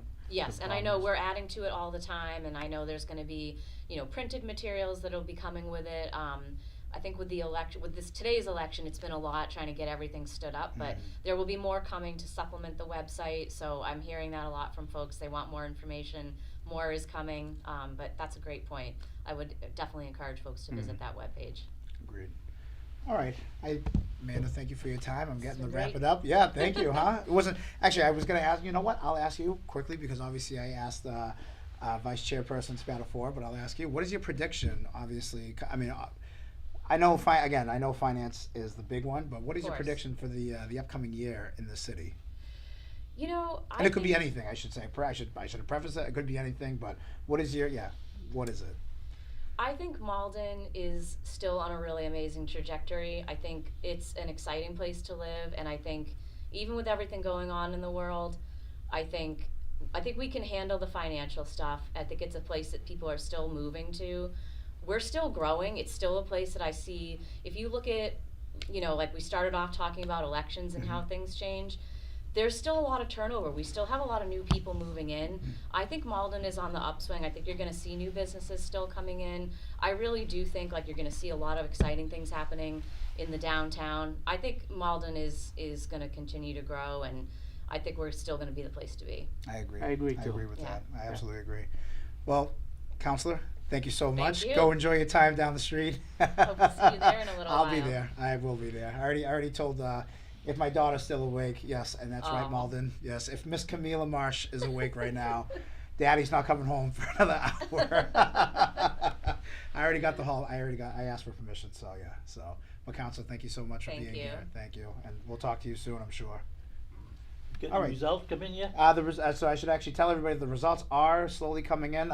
If you see me looking down at my laptop, it's just because the unofficial results are coming in. I got some coming on You the got phone. some. Yeah. So I don't want to announce anything yet. I'm just kind of watching these being filled in as we speak. So I'm not sure if we have another interview or if we're just going to keep talking. We have one more interview? Okay. So we're going to cut to one more interview, and then we'll be right back with another guest.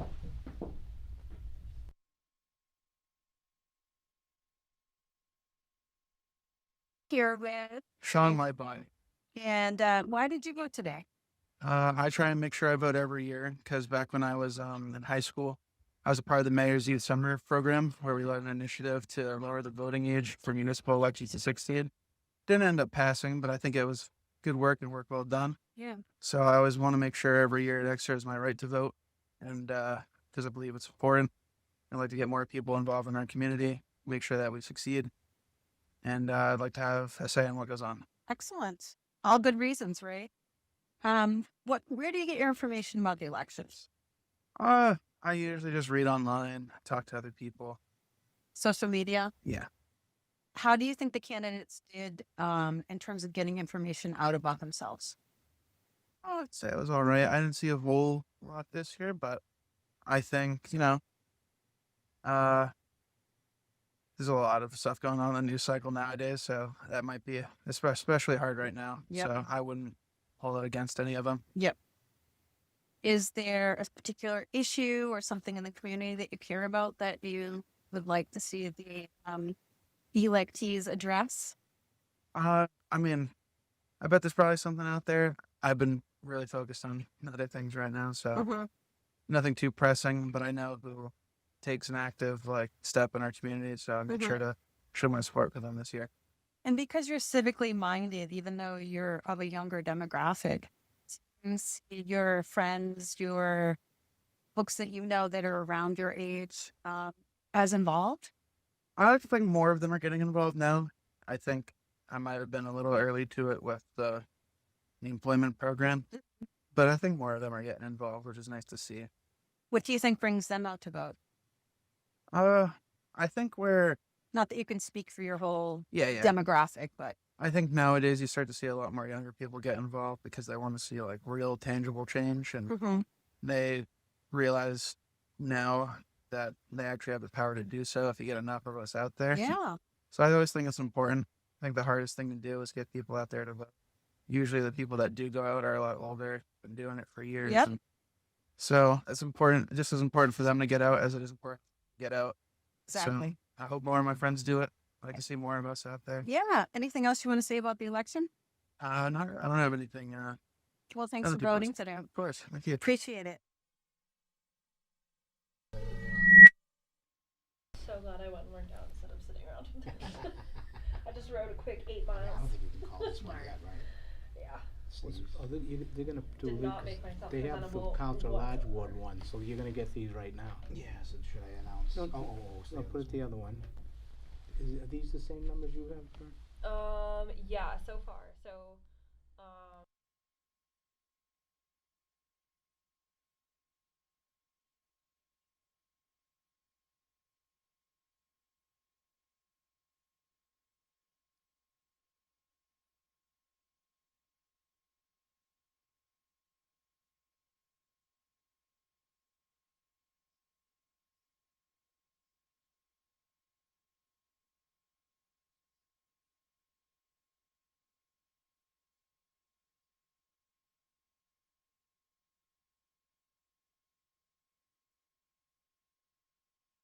Cute. Welcome back, everybody. Obviously, your favorite host here. We're just watching the unofficial results coming in. The reason why that they are unofficial is because they are not coming from the city clerk's office. As I had told you earlier, if you see me looking at my laptop, I'm just watching the unofficial results coming in from people throughout the city. I think it's pretty safe to call it that the, you know what? Do I do that? Do I make the announcement? Don't call it, you can give the numbers. Yeah, all right. So, as of right now, in Ward 1, the total count is Crow, 354, Garrity, 233, 2 write-ins, 0 blanks, That's what I see so far that has come in. Right now, I'm also watching the Ward 6 council race, and those numbers are slowly trickling in. So as soon as I see the final unofficial update on my spreadsheet, I will break away in discussion just to give you guys all an So update. that Ward 1, is that one precinct or is that three. a That's all total three. ward? That's All three. three. Yeah, that's all three. That's on the That's split. what? All three. Really? Yeah, that was all Only three. that many votes? Yeah, it's a That's low what I'm- turnout. It's an off year. Yeah. It's not a mayoral election year. It's not a Yeah. presidential year. So Pretty But expected. how mu, what would the approximate registered voters in that ward? There's 38,000 in the city now, Right. registered voters. So, So I can go back to 2023. but before you do that, I want Yeah, to go ahead, go ahead. announce Yeah, go our ahead. guest that's Yeah, here. go ahead. So people aren't like, who's that? So joining us right now is Bryn Garrity. Right, I'm saying your last name Yeah. correctly? Yep. Yeah. I always listen. Actually, it's the first name that really tricks people up. Really? So you Why? What do they just say? slammed up. Byron or something like that? Brian, Brian. Green, Brian. I respond to any approximation. Trust me, people call me all sorts of names, and I respond to those. Sometimes it's not even names if I can't think say you're on talking here. to me, I will respond. I've had people talk in my direction. So, but we're joined here with Bryn Garrity. Bryn, welcome. Thank you for joining us. Obviously, I'm just going to let you do a little of your. I'm gonna let you take it away. Talk about myself Yeah, for a tell us a little second. bit about who you are. Bryn Garrity. I am a new Malden resident, officially 5 years, but I've been around for 8 when I started dating my now husband, who bought in Malden back in 2016, a while ago. Yeah. And I lived in Porter Square when I met him, and I was like, Malden? Why? No. And then as soon as I got to know the city, I was like, oh, this is so good. This is such a great spot, Yeah. and we love it here. So Excellent. Well, welcome. yeah, it's been awesome, and we've established quite a little network of friends for ourselves here. Nice. Like Councillor Linehan was talking about, this is sort of one of the last places where young couples, young families can buy homes, and a lot of our friends have taken advantage of that when they can. Some are unfortunately not as lucky as others, but we have a nice group of friends here, and we are happy to get together after this. I'm going to have a little celebratory drink to end the campaign. And then Well, I'm you gonna worked go to hard, bed. right? Yes, yeah. So I had this concoction of circumstances this summer that allowed this campaign to happen. I had back surgery in July. And leading up to that, I was not working full time because I could not walk or stand for long periods of time. Wow. Yeah, it was really hard. Yeah. And so through that, I was like, well, what can I do? And in the middle of the day, I went to the meeting at Anthony's, the 10 a.m. Wednesday morning meeting. And that made me I was irked. I was like, wow, if this is what this city is going through, oh boy. And so I decided to run. And I was just going to ask, so obviously it takes a lot for somebody to run for, again, as Yeah. we've all talked about, right? It takes a certain personality type, I think, to be successful. You have to have a strong. Now that I've got surgery on my spine, I have the strongest Yeah. backbone. But yeah, you have to have a thick skin. You have to be amenable to other opinions, abrasive people, people who immediately ask you, like, are you a Democrat or Republican? And I'm like, I'm neither, actually. I've always been an independent. I've never been registered with a single party. And, finding middle ground with people that I otherwise would not interact with. Right, yeah. It's very interesting. And it's stressful and it's hard, and in hindsight, I wish that I had decided earlier, but circumstances didn't allow that, and then my surgery came up really suddenly, and so I actually was getting my last signatures to put my name on the ballot 3 days after surgery. Wow. So that was, I was like, I'm going out for 16 signatures, so I have a buffer, and then I am done. I'm cutting it off. Like, I need to go to bed. Yeah. And I slept for like 24 hours. So let me ask you, from just obviously campaigning just this time, what is a lesson that you've learned? What's an experience that you're excited about, and will you run again? I know I threw 3 questions at you. No, totally fine. but- So, from the experience, one of the great things about this. Like I said, I was in a really weird part of my life. Yeah. Not working, kind of laying about, but that's the only thing that I really could do. And even when I was walking, I was carrying a little stool with a little like fold up stool so I could sit down when I was talking to people. And one thing that this has reignited for me is before COVID, I did so much service-based activities. I volunteered at Rosie's Place every week for years and years, and then I upped that to 2 times a week and then 3 times a week. I was teaching ESL 3 days a week there. I would ride my bike from my apartment in Somerville, and I would teach English classes there. And I volunteered in their kitchen. I volunteered in their food bank. And service has always been a big part of what drives me and what makes me happy. And part of that goes all the way back to college. I went to Villanova, and Villanova University has a huge emphasis on service and giving back. And there's actually an entire service day where there are no classes and everybody picks something that they do, and the school hires buses and everybody goes out, and you spend an entire day doing something for any organization in need. And it's really cool. And I have like dug gardens, and I do manual labor. I was a Division I athlete. So Oh, there you go. they took all the athletes and they were like, "You're going to be lifting all day." Impressive. Actually, not to cut you off, Brent, I just also want to give a little update as the numbers are coming in. Unofficially, we have the Ward 4 School Committee, Macklin 288, Anib 200. We also have the Ward 7 update as well too. Bernard 349, Mosalam 215. So I just want to give a little let me just make sure that there are no other. Nope, that's it. Those are the ones that are contested. So congratulations to all those people that have won. Congratulations to the people also who decide to put themselves out and run as well too. So I'm getting the wrap it up. So I will ask you this last question. So Brent, what can we expect from you in the next few months? Will you be sticking around? I mean, Absolutely. I know it's tough that when you. Yeah, so my career background is in engineering, specifically commercial property insurance, and I don't think that I'm going to be returning to that when I return to work full time. Okay. This has really made me rethink what I've been doing for the last 11 years, where I liked my job, and what I liked the most was the paycheck, but it really didn't light any sort of fire in me. And this campaign has opened up a lot of doors. I've met a lot of people that I would not have met otherwise who want to work with me, who want to keep me around. So yeah, you will definitely be seeing me. Good. And I will be at council meetings giving my opinion.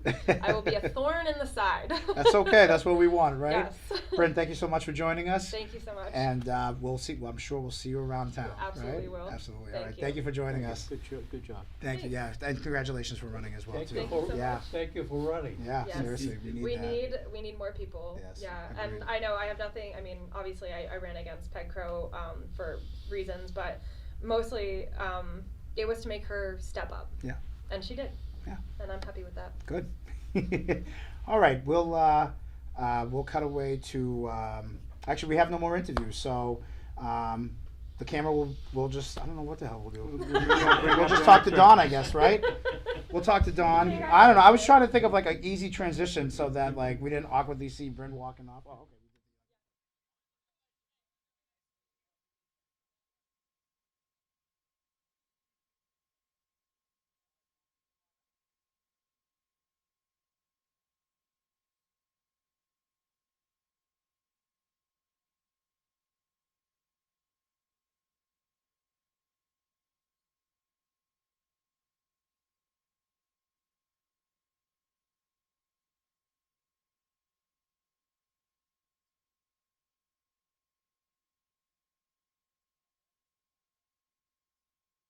I had a rough 2 months. I guess. All right, welcome back, everybody. Ward 1, in case I did not say, Ward 1 School Committee, the unofficial results, Drummy 274, Gillette 260. I think, again, we can. Close. Very close, Yeah, right? very That was- close. yeah, Very right, by close. 14 votes, right? Uh, You know, what outside of obviously the close elections, and I should also say too, we're joined here with Don Macklin, Ward 4 school committee member, just re-elected again, so congratulations. Congratulations. So, but one thing I do want to say is, and again, as a former elected officials, right? I mean, going back to the whole door knocking, right? So on election day, so you ramp up, you get the signatures, you go out door knocking, you talk with people, but people don't realize that on the get out the vote that you start 2 weekends ahead, and then you have to do it on election day itself. And so trying to talk to people, reminding people.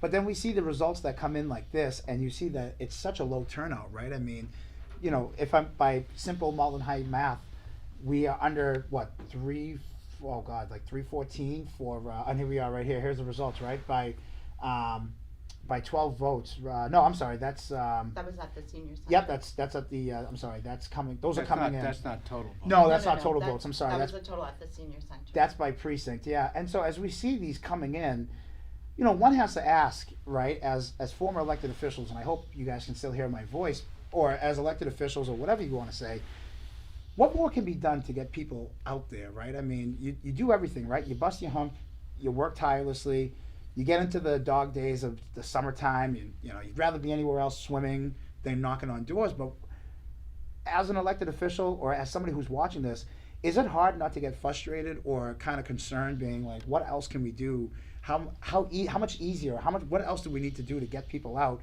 especially municipal elections, to get the numbers up, right? I mean, I pose that to the panel. I think the next election may reflect more visibility and more response from the public. And you know, if you were holding office currently and you were looking at those numbers, you'd have to say to yourself, well, maybe people for the most part are contented with the people who currently are serving, and there's no great issues that are forcing them to look for alternatives. And you would wonder why people, although a lot of the seats were unopposed, so that's another suggestion, that you don't have the community involvement that you used to have.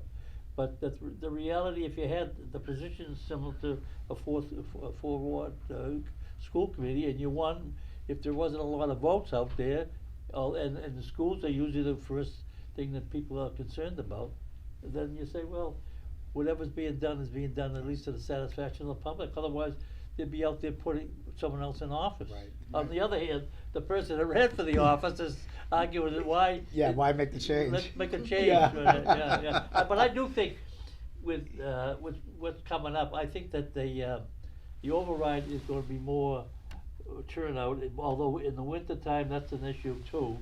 But what's hard to fathom though is that years ago, in my time, and you have to go back a long time ago to say my time, the only two reasons why you could vote absentee was that you're out of the area or you're incapacitated. That was it. And now you can get over counter voting. You can also obviously mail in the vote. They're so making it so easy, and yet in spite of all that convenience, people just aren't voting. And you say, why? Right. And that's to me, and we got to get Don into this conversation, Right. but that to me is the most frustrating part, because you take it like the city election. Not only you don't need the excuse to vote anymore. Right. So Carol Ann told me yesterday sent out 512 applications. They got back about half that. Okay. They had 8 days of early voting. So city hall hours for 2 weeks before the election. You know, from 8 in the morning till 5, and then on Tuesdays 8 to 7. And there's so much more opportunity to vote now, and the numbers are just, it's discouraging. Yeah. People just don't vote. I mean, it's amazing to me. Yeah. It is. I mean, it's particularly discouraging in Ward 4 because we notoriously have a low turnout. I was and I think the it's lowest, right? I think in the city, right? Yeah, But it's that's pretty- all, probably that has so. to, And I think that's just, probably excuse me, because that- it's- that's not just now. Ward 4 was not a big voting ward even years ago. Yeah. Yeah, I And- mean, notoriously, we have a low turnout, and I think part of that is due to the transient demographic that we have. I used to manage 2 high-rises right in the center, and, you know, a lot of those folks were international students or international workers who weren't registered voters, and then we have the businesses as well. So, you know, it's limited opportunity for, to even get the voters. But, you know, I mean, this time my team, my squad, we, you know, mobilized, and within the last month we reached out to over 900 super voters. Right. And you know, out of those 900, we see how many Right, actually yeah. turned out and came out to vote. So, you know, I don't know where that apathy comes from, and what we need to do to turn it around. I mean, and particularly on the school committee, right? Because folks, and my message to the voters this time around was you don't need to have children in Malden Public Schools to be concerned about what's going on in Malden Public Schools, particularly when that's the largest chunk of the city budget, right? And I think it's just a learning curve that we need to educate the voters that regardless of whether you have children in the public school or not, there should be an interest in you know, just voting for school committee. So hold on, before you, I just want to update everybody on the Ward 6 council race. Unofficial, Winslow, Councilor Winslow, 567, Leone, 315. 7 write-ins, 0 blanks. So I'm sorry. As they're coming in, I just want to make sure that everybody's up to date. As John, do you think part of the problem, like say Ward 4, when they went to the ward-based school committee, so in Ward 5, there's an actually 2 elementary schools. Salem was in 5, and people think it's in 6. You know, you have the Ferryway in 1 and 7. You got, but 4 is the high school. The high school is considered 4, as well as the ELC. Okay, but the the ELC, you know, they have parents and caretakers that may live out of district. Right. So I know in some of these other, where you have the other schools, you get PTOs, you get, so the school committee person can interact with the PTO and get some, you know, get some life with the parents. Whereas Right, Ward and some 4, feedback. It's a little tougher in Ward 4 for sure. But you know, I've had, because of just the other work that I do in Malden, I've always had, you know, parents and caretakers from across the wards reach out to me, and you know, I'll consult with their school committee member, and typically because I have that relationship, they let me take the lead. So we know that we have our specific wards, but you know, I'm certainly open to serving all of Malden. And so, you know, I guess I'll just ask, as everybody I've asked that's come up here. So now you've been in office. Is this your 3rd term now that you're going on to? Wow, huh? Wow, time flies. It does. So let me ask you, right? So we've talked about the very first time, how it's exciting, how you get yourself out there. You're meeting new people that you never knew even lived in your neighborhood, right? You just think that your bubble, and then all of a sudden you realize there's a whole other universe. So talk to us. What's some memorable experiences from your campaign from the first time, even up to this time, right? This time around. This time was totally different. So the first time, you know, of course I ran against Lenny Iovino. I had no hopes of winning. I mean, even going to the Ferryway, my eldest grandson, I'd go there for meetings, his IEP meetings, and the secretary's like, "You're running against Iovino? Are you crazy?" So, like, I had no expectation of winning, right? Yeah. But I came close, Yeah. and so, you know, that was encouraging for me to come back again in 2 years. And you know, Lenny decided to retire, and so I ran unopposed. So it wasn't a whole lot of work that I had to do for the last 2 terms. This term was totally different. I had such a super star squad that just stepped up and knocked doors with me, and this is the first time I got vote builder, and so I was able to build upon that and see, you know, the Makes why a world that of difference, matters. right? Yeah, it makes a why that matters. Because I think also too, to that point, right? I think that people think when running for office, and I forgot to mention this as well too, I think what people always think is that you can go and knock on everybody's door, but you end up finding out that that's just a complete waste of time. Not every door will vote. On top of not every door will answer, so it's like you're almost wasting your energy at that So to particular point. identify those that vote in all of the municipals, Yes. not just presidentials, Right. was essential. Because as we know, Because we had limited time. well, and as we know too, just because, you know, voters just vote in the presidential does not necessarily mean they're going to vote municipal. In the municipal. Same thing with state, right? Sometimes you realize that not just because they come out and they vote for a state rep or a state senator, they don't always necessarily come and vote municipal. In the municipal. Correct. And so particularly if there's not a mayoral candidate even as well. and it gets So even that the universe makes gets it even more- smaller. right, Correct. right. Correct. So I'm sorry. So in case I've of course as the political nerd that I am, that's I wanted to clarify for anybody who can hear me.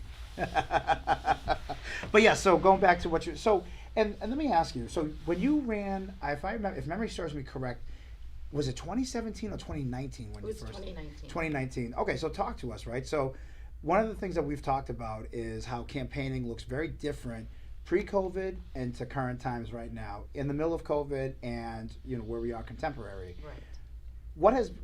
Have you noticed that difference? And if so, what was the biggest takeaway from when you first ran in 2019 to all of a sudden now in 2025? 2019, I was completely out of my element. I was just urged by neighbors to run for school committee and that they, wanted to see a change. I took it seriously. Again, I was unsuccessful, but when I came back in 2021 and it was COVID, that was completely different. Like, how do we knock doors, right? People aren't going to open their doors. So it was completely different.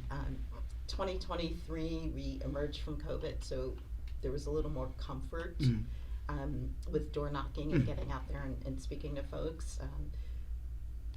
But to all three of those election campaigns, to this current one, because it was a rush job for me. Right. I originally started out in 2. Yep. So it was invigorating, it was exhausting, it was all of those things. Right. Yeah, it's so it's that. So let me actually. You brought up a good point. So let me ask, right? So coming out of COVID in 2023, right? Did you notice that? So during COVID, obviously you couldn't really go door knocking. Everybody's kind of afraid that Even collecting signatures, Correct. it was like, because I managed the 2 high rises, I went to people that I knew. Yeah. Did you notice that? So coming out of COVID, was the response better on the door? Because now we had come out of isolation, right? We had been in lockdown. Did you notice that people were willing, were more willing to be open and be like, oh my God, I'll sign because it's human interaction, and then all of a sudden now 2 years later, like, yeah, please don't bother me anymore. Like, is there that kind of difference? You still get that at the doors, Right. right? So you still get, you're walking up to the doors open, and people are like, what is she trying to sell? Yeah. They just automatically close the door. So it's, door knocking is not for the faint of heart, for sure. That's correct. You just have to have thick skin. Yeah. That and telephone calls. Yeah. That's why people Well, I like to- resorted to that. I was just like, at some point, because I moved to a new building this summer as well, so, a lot of my neighbors I didn't know, but it felt like a different demographic that wasn't so transient, although a whole lot younger. And so, yeah, those through Vote Builder, I texted with my lit and asked for their vote, and those that I didn't have numbers for, I did a personalized note, slid it under the doors, and I saw someone today on the elevator, and he saw me with the stakes and my signs, and he was like, oh, you're protesting today? I was like, it's election day. That's great. And I'm on the ballot. Yeah, Like, that's he's great. like, oh, I think we got some stuff from you, and I'm like, please get out and vote. Yeah, go vote. Yeah, go vote. Well, Dawn, thank you I'm getting to wrap it up. So, Okay. Dawn, thank you so much Thank for your you so time. much. Thank you, congratulations. Yeah, congratulations Thank you again. so much. I appreciate it. And the people of Ward 4 have a good representative in you. I know that, obviously. So, yeah, thank you so much. Everyone. All right, everybody. Take care. Thank you. So we're just still waiting for the counselor at large. I don't think there's any other. I mean, I could call some others. I think I've called the other I seats. have 2 stories for today. Okay. Kind of interesting, and maybe I like that he was in. I can't hear you, so that's. No, I think he's talking to me. Anyway, I was standing at the poll for someone today, Yeah. and the city has a rule, which is a law, I think, which you have to be 150 feet away from the polling place. Yes. That's really never been enforced aggressively. I saw today that in the precinct that I was standing, which is the Irish American, I will name the precinct. But when I got there, there were a couple of people there, one of whom left almost nothing to do with me, but he left about the time I came, so there was only one left. But others that were not there had signs stuck in the tennis court fence there that, Yeah. and whatever. Yeah. And I was given a message when they asked me, they said, don't leave the sign exposed, lay it down flat, if no one has come to, after you're done, and Yeah. pick it up. It turns out that someone came out, now this is quite a distance from the front entrance of the Irish American. Yeah. And they were advised, meaning the two of us that were standing there, the other person was there before me, they were advised, you're not 150 feet away from the entrance. So we had, and there's a painted piece in this, there was a spot in the street that was painted Yeah. in the driveway leading in the Irish American. So I walked over there and I went to that spot because I was told you're not 150 feet.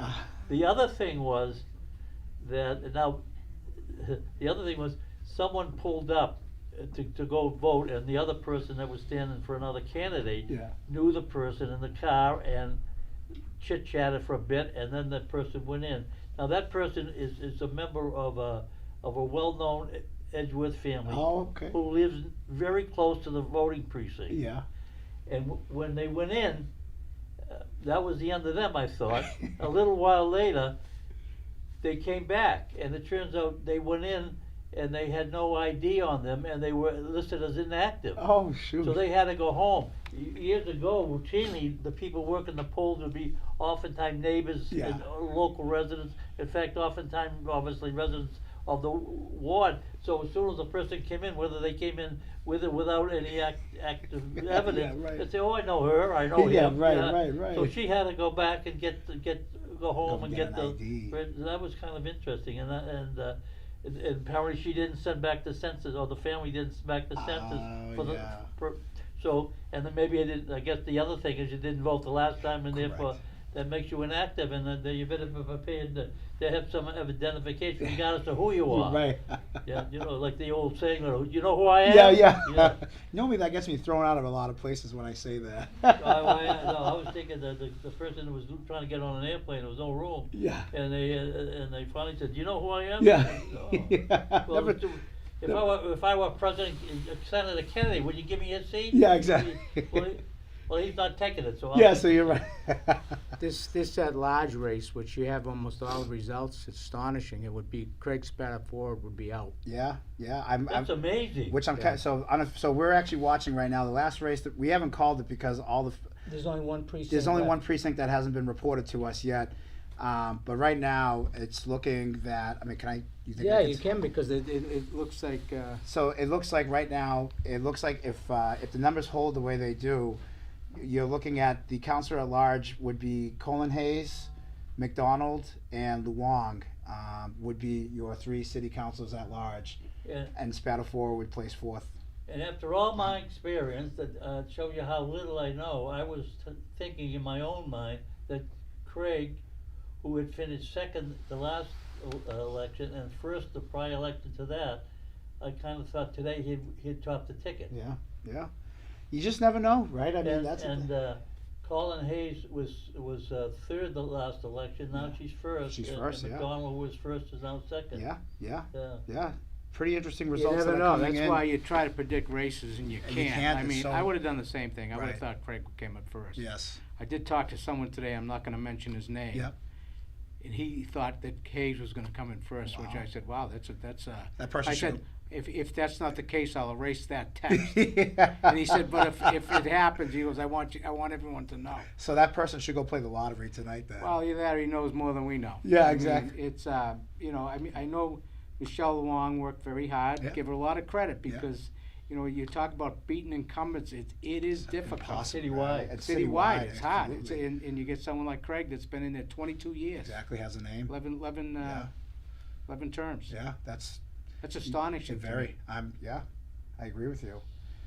What All right. do you- Well, excuse me, as an observer, going based on that, what would be a factor that would make such a difference between the last election? I don't know. Yeah, that's. Yeah. I don't know. It's I astonishing.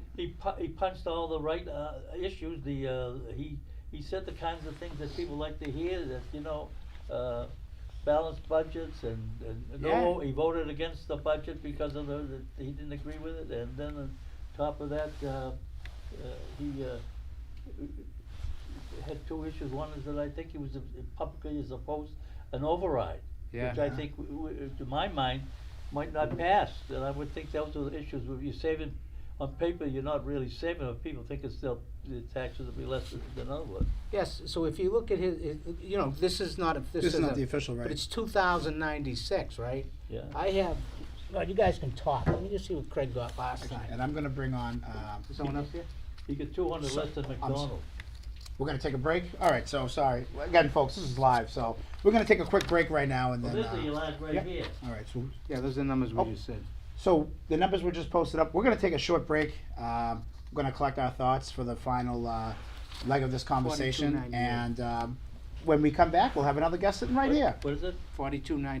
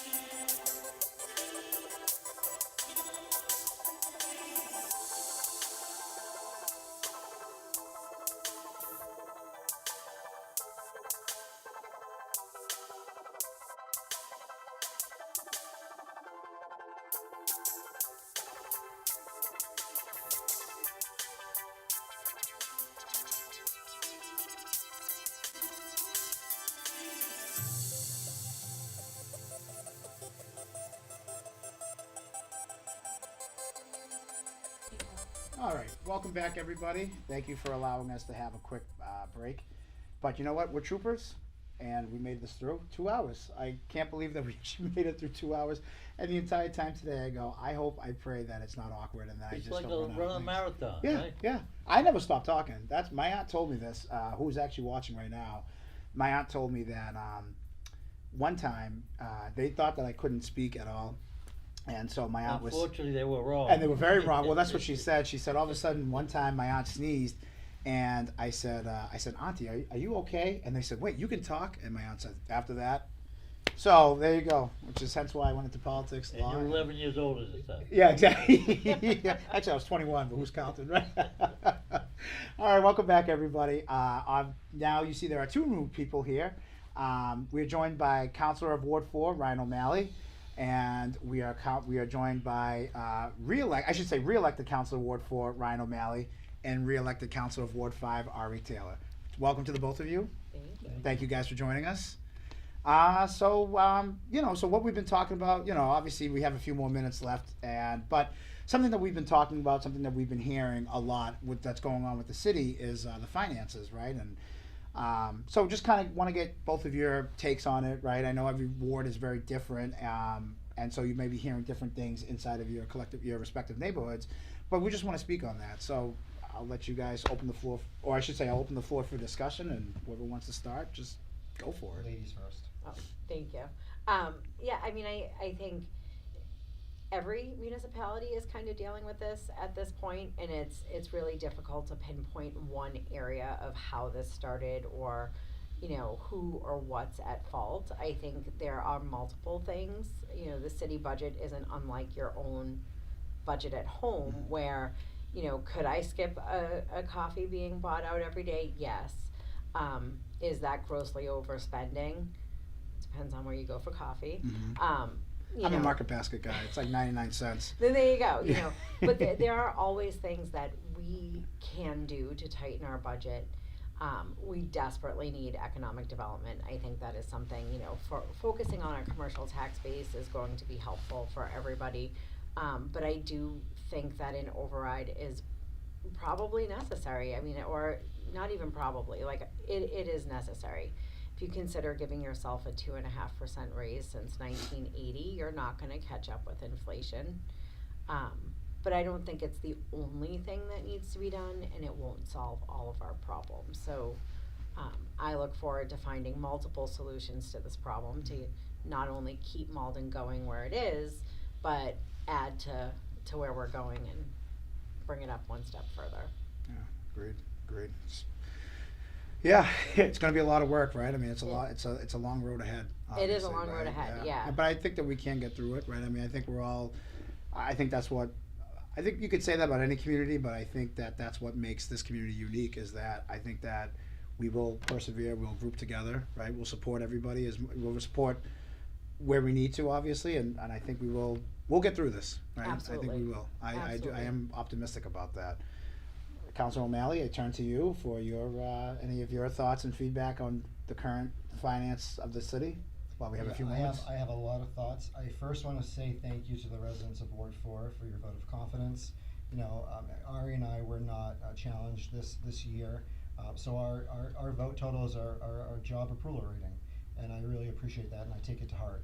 So I do appreciate all the support that was shown in Ward 4. We have a lot of challenges as a city, absolutely. I have to agree with Mayor Lucey. I don't think that the override is going to be successful, and I think one of the reasons being is I don't think people know where the money is going to go. I'm a supporter of debt exclusions. Prop 2.5 override is permanent, and it's completely unrestricted. Whereas if you have a debt exclusion, you can specifically raise funds for capital improvements. So we can say we want to de-lead Roosevelt Park with the debt exclusion. We want to de-lead our water pipes with a debt exclusion. We can build a new school. We can build a new park. These are the things we can pay for the vote.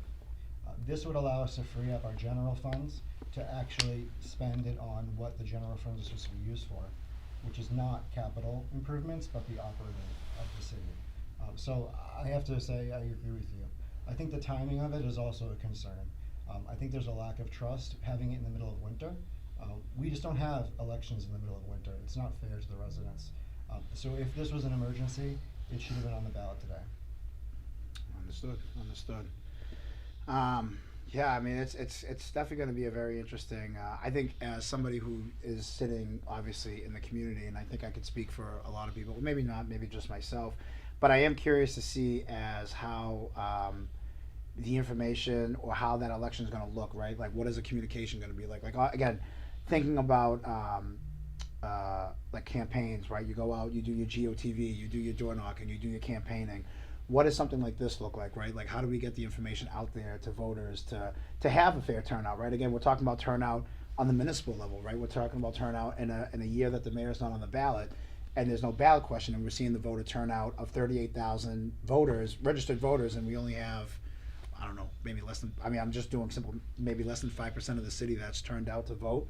So what is that going to look like whenever that ballot initiative gets on for us, right? And is the city going to respond, or are we going to run back into the same thing where turnout is low, it either passes or it doesn't, but then people will be up in arms, right? Well, that'd be interesting to see, because if there's one thing that should motivate people to vote, either if you're for it or against it, is something like that. Right. So, whether it's February, I mean, they did the vote, the January? vote for, it was like January. Right. 2% turned out, Right. but that was an issue that, if you didn't have anything going on with the vote, you had no interest in Right. voting. And Right. as we see, like today's numbers, people aren't voting anyways. Right. But if you do a Prop 2.5 override, if people can't get jazzed up about voting about Right, that, right. I don't know what to tell you. Yeah, I agree. Well, one area that might make a difference in winter or not is that, the ones that are gonna benefit from, based on what's been said tonight, that if you're a property owner and you're getting an increased exemption,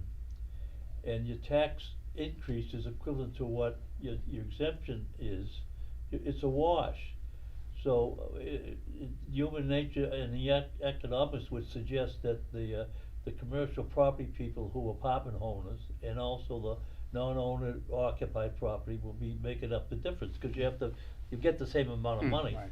So the people that live in the city would have a motivating reason to vote, that own, are property owners, and the tenants don't know the impact of that vote, because they don't, if they don't vote in the city election in November or in September, they're not gonna shovel the walk to go to vote in February, if that's when they're gonna have the election. So I would think there may be, if a lower turnout, the ones that'll come out are the people that have a permanent or long-range commitment to the city, like the property owners, and they would vote for it because it appears on the math basis that they're not gonna be paying any more money. Whereas, they oftentimes have family members, or they have other people who work for the city, and having had experience, when I was first a term of office, we laid off firefighters, we laid off police. It's and ugly. and they cut back programs in schools, and, obviously it was and I recall getting a phone call from a firefighter who had been in the Little League with one of my children. And I just said, gee, he was being laid off because they start from the bottom in terms of seniority.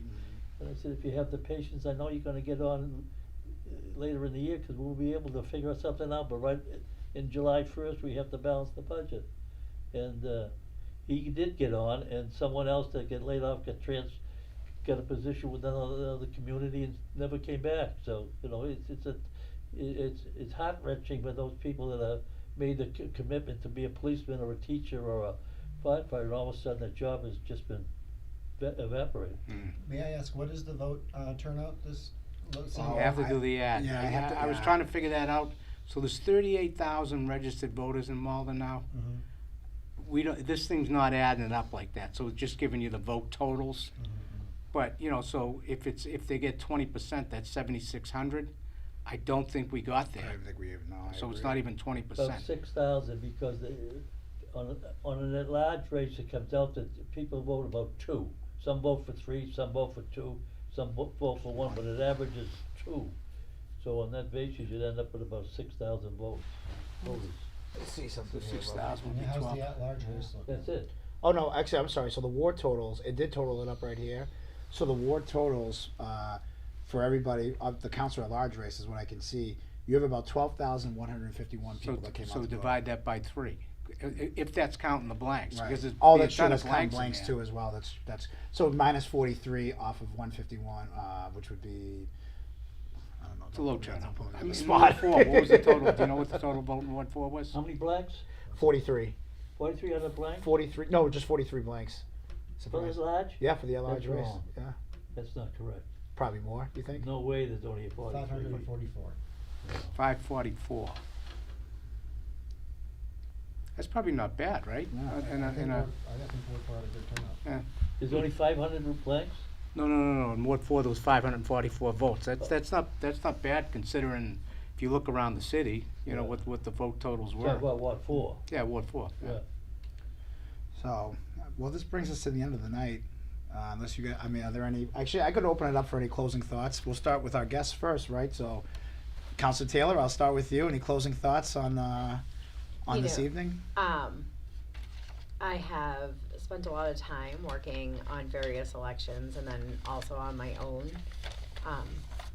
and I hope to see increased civic engagement and voting in the future. I feel like every year we've lost the amount of voters that come out. And I know we had a lot of candidates that worked very hard and did a lot of outreach, which usually we see an increase in that voter turnout. So hopefully the next time we're sitting up here, we're talking about what a great increase we've seen in people coming out to vote. Agreed. Councilor O'Malley? You know, I just want to congratulate Councilor Cullen-Hayes. You know, I think that what the at-large race is showing is what the people of Malden expect of their elected officials. You know, Karen takes very strong opinions, and she does what she truly thinks is right. And not everyone agrees with what Karen does. Some people don't think what she's doing is right, but it's clear that the people do. And I will look to you. No, I would say the big takeaway tonight is the council large race, there's no doubt, to me. Mm-hmm. You know, you had a challenger that worked hard, Mm-hmm. and we talked about beating an incumbent's tough, especially citywide. Mm-hmm. And, you know, Michelle Long was able to do that. And then, in turn, Craig, who's done well in voting totals for, you know, 11 elections. Mm-hmm. And to see the decline in his vote this time than what he even got last time, Mm-hmm. it's something that, you know, you'd have to kind of think about. Mm-hmm. Mm-hmm. Agreed. That's the biggest take. I'm shocked at that race, Agreed. what happened there. Agreed. Dear Abby did a column years ago to answer someone's question, and I was so impressed with that column, and this was many years ago. I cut it out and I saved it, and subsequent to that, as lady as her daughter continued the column when her mother passed away, and she ended up with a question about some life's issue, and she referred to that particular column that her mother had printed out as a response for many years previous. And again, and it was The Man in the Mirror. And in those days, no, not to forget women, but that was the way kind of things were going. And I'd like to read that because politicians at a local level, state level, and national level oftentimes have a very negative perception on the part of the voting public. And maybe that's part of the reason there's low turnout. But in The Man in the Mirror, when you get what you want and you struggle for self, and the world makes you king for a day, just go to the mirror and look at yourself and see what that man has to say. For it isn't your father or mother or wife whose judgment upon you must pass. The fella whose verdict counts most in your life is the one staring back from the glass. You may be like Jack Horner and chisel a plum and think you're a wonderful guy, but this man in the glass says you're only a bum if you don't look him straight in the eye. It's the fella to please, never all the rest, for he is with you clear to the end. And if you pass, you must dangerously the most difficult text, if this man in the glass is your friend. You may feel the whole world down the you may fool the whole world down the path of life and just get on the back as you pass, but if you find reward, but your final reward will be heartache and tears if you've cheated the man in the glass. So political people, if they live by that tenet, they would do great things for the public and for the people that put them in office. Mm-hmm. So agreed. No, And I just want to say there's a couple other elections countrywide and stuff we got to pay attention to. Yes. A couple of governor's races. There's that Prop 50 in California. There's that race in New York City. Yeah. That's going to be interesting to watch. So. And so my final thoughts is to that point. Actually, that's a great point. So my final takeaway from election night and what I'm thinking is, obviously we know municipal races, they come so quick every 2 years. Before you know it, you guys are going to be right back on the ballot. Plus the mayor's race will be up, right? So, and something I want to take away and I want to look at is, does the mayor's race in New York City set precedent moving forward for what we are going to expect out of our politicians, right? Are we going to see a rise in, people like Mandami who are going to run? Is it going to influence others who have the similar background to get involved? Because, again, going back to what he's campaigning on and hearing what's going on in New York City could almost be translated to any city, right? Malden's not exempt from that. Obviously, we're not the size of New York City, but we are a city nonetheless that is facing financial hardships just like any other place in the country. And so my curiosity is, if Mandami is to be elected the mayor of New York, and his ideas work, are we going to see a rise of How can implementation? they work? of that? Well, right. Well, we'll find out. I mean, No, that's the but thing, yeah, right? Like, you know, you got to give that guy. Guy's 34 years old, Right. too, right? Right. New York City. I forget the exact thing, but if you took the population of New York City and made it into a state, it'd be like the 11th most populous state. Yeah. Something like that. Yeah. It's crazy, right? Yeah. A city. Yeah. Because you got all those other states that no one lives in. Yeah. So it's quite a thing if he does. And I think he's going to win. Yeah, I do too, actually. You know, if It's he wins, good. I think it's quite it's a going to be thing. a lot closer than the polls. I Well, do. I it doesn't think matter that's the close. You thought you I should still. win. I mean, they may have called the race, but I do think that he's going to win. But I am curious, right? I mean, if a lot of things that he implements, right, within the first year or two of his mayoral candidacy, and if they are proven to be successful, is that the blueprint for other cities and towns? Well, you'd have to look at it if you're the Democrats. Exactly. Well, that's the thing. Or is the pendulum going to swing even harder to the right because you're going to have Let's the see the referendums, results. right? Exactly. Let's see the results. Exactly. If he did all that he said he's going to do it, he'll be the nominee for he'll be the Democratic nominee in 28. Yeah, that's right, exactly. And then my final takeaway is, and I think it's been said, and I think that all of us are all in agreement, and I think everybody who is sitting here, my other thought too is that do programs like this, right, not just an election night coverage, right? I know that UMA, Community Access Television, they do their best to try to involve the community and try to update the community as much as they can, but I also wonder too, going forward with these results, with what's going to come up with the ballot initiative, what's going to come up with city finances, I do wonder, and I think you had mentioned this, Ari, that the turnout is just depreciating each year. And so I do wonder if programs like this, or doing something where the community access television, which we know is the heart of every community, if there should be more civic engagement programs such as this, like not just on election night, but something, whatever the case may be, does that re-engage the voters? You know, I'm going to talk about in Malden. Is this going to re-engage people? You were saying that when you were, back in the day when you were running for office, there was more involvement, and then as the years go on, it depreciates. So I am curious about that. I obviously would like to hear what you have to say. I know there's so many Facebook forums. I read all of them. And so I am curious to hear what the people of Malden, if that's something that they would want to see out of, the community access television. So. The idea I throw out there is that sometimes at the city council, it can be too many voices at once to really fully digest a topic.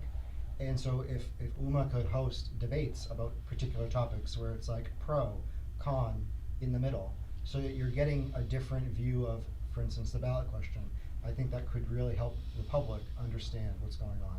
Otherwise, it's kind of a lot of voices talking over each other at the city council sometimes. One thing that maybe you could take back to the council that I think might have some effect on a positive level, and that is at the national level or the state level, when you have a debate or a difference of opinion within the forum of a process of a legislative meeting or whatever, they don't mention the person's name. It's the state representative from Athol. It's the senator from Wisconsin. It's and on and on. In other words, sometimes in watching city council meetings, and I'm sure it's true in other communities, it gets personalized, and therefore it takes away a little from the point of being there. So if they would have a rule of the council that you can't mention someone's name other than the councillor from Ward 2 or the councillor at large, and you deal with it on an impersonal basis, that if you're on the losing end, it's not as personal as it is when they start naming you and criticizing you as an individual with your name. And I just think that maybe if they implemented that as a legislative rule, you might help just a little bit at least, depersonalizing the differences of opinion as occur. You'll be happy to know that we actually do have that as a rule. The trouble is following the rule. Yeah, rules can always be broken. Yeah. Spoken like a true lawyer, huh? All right, folks. Thank you so much for joining us. Thank you for allowing us to talk tonight. Thank you. I want to say thank you to you guys. Thank you to Aaliyah Dominguez, who actually put this together. Thank you to Tina Lagarde. Thank you to Hilda Torres, Greg, Ed. Thank you, guys. Thank you. Thank you to everybody who showed up. Thank you to my buddy Mark Adams, who wanted me to shout him out, so I had to throw that in there. Thank you to my family for watching. Thank you. And one last, Carlo Di Maria lost in Everett. Oh, wow. Just one last. Wow. I was not expecting that. All right. Well, That's it. tonight this And no was more full of information. surprises. Thank you, everybody, and I hope you enjoy your night. And please stay engaged and please come out to vote.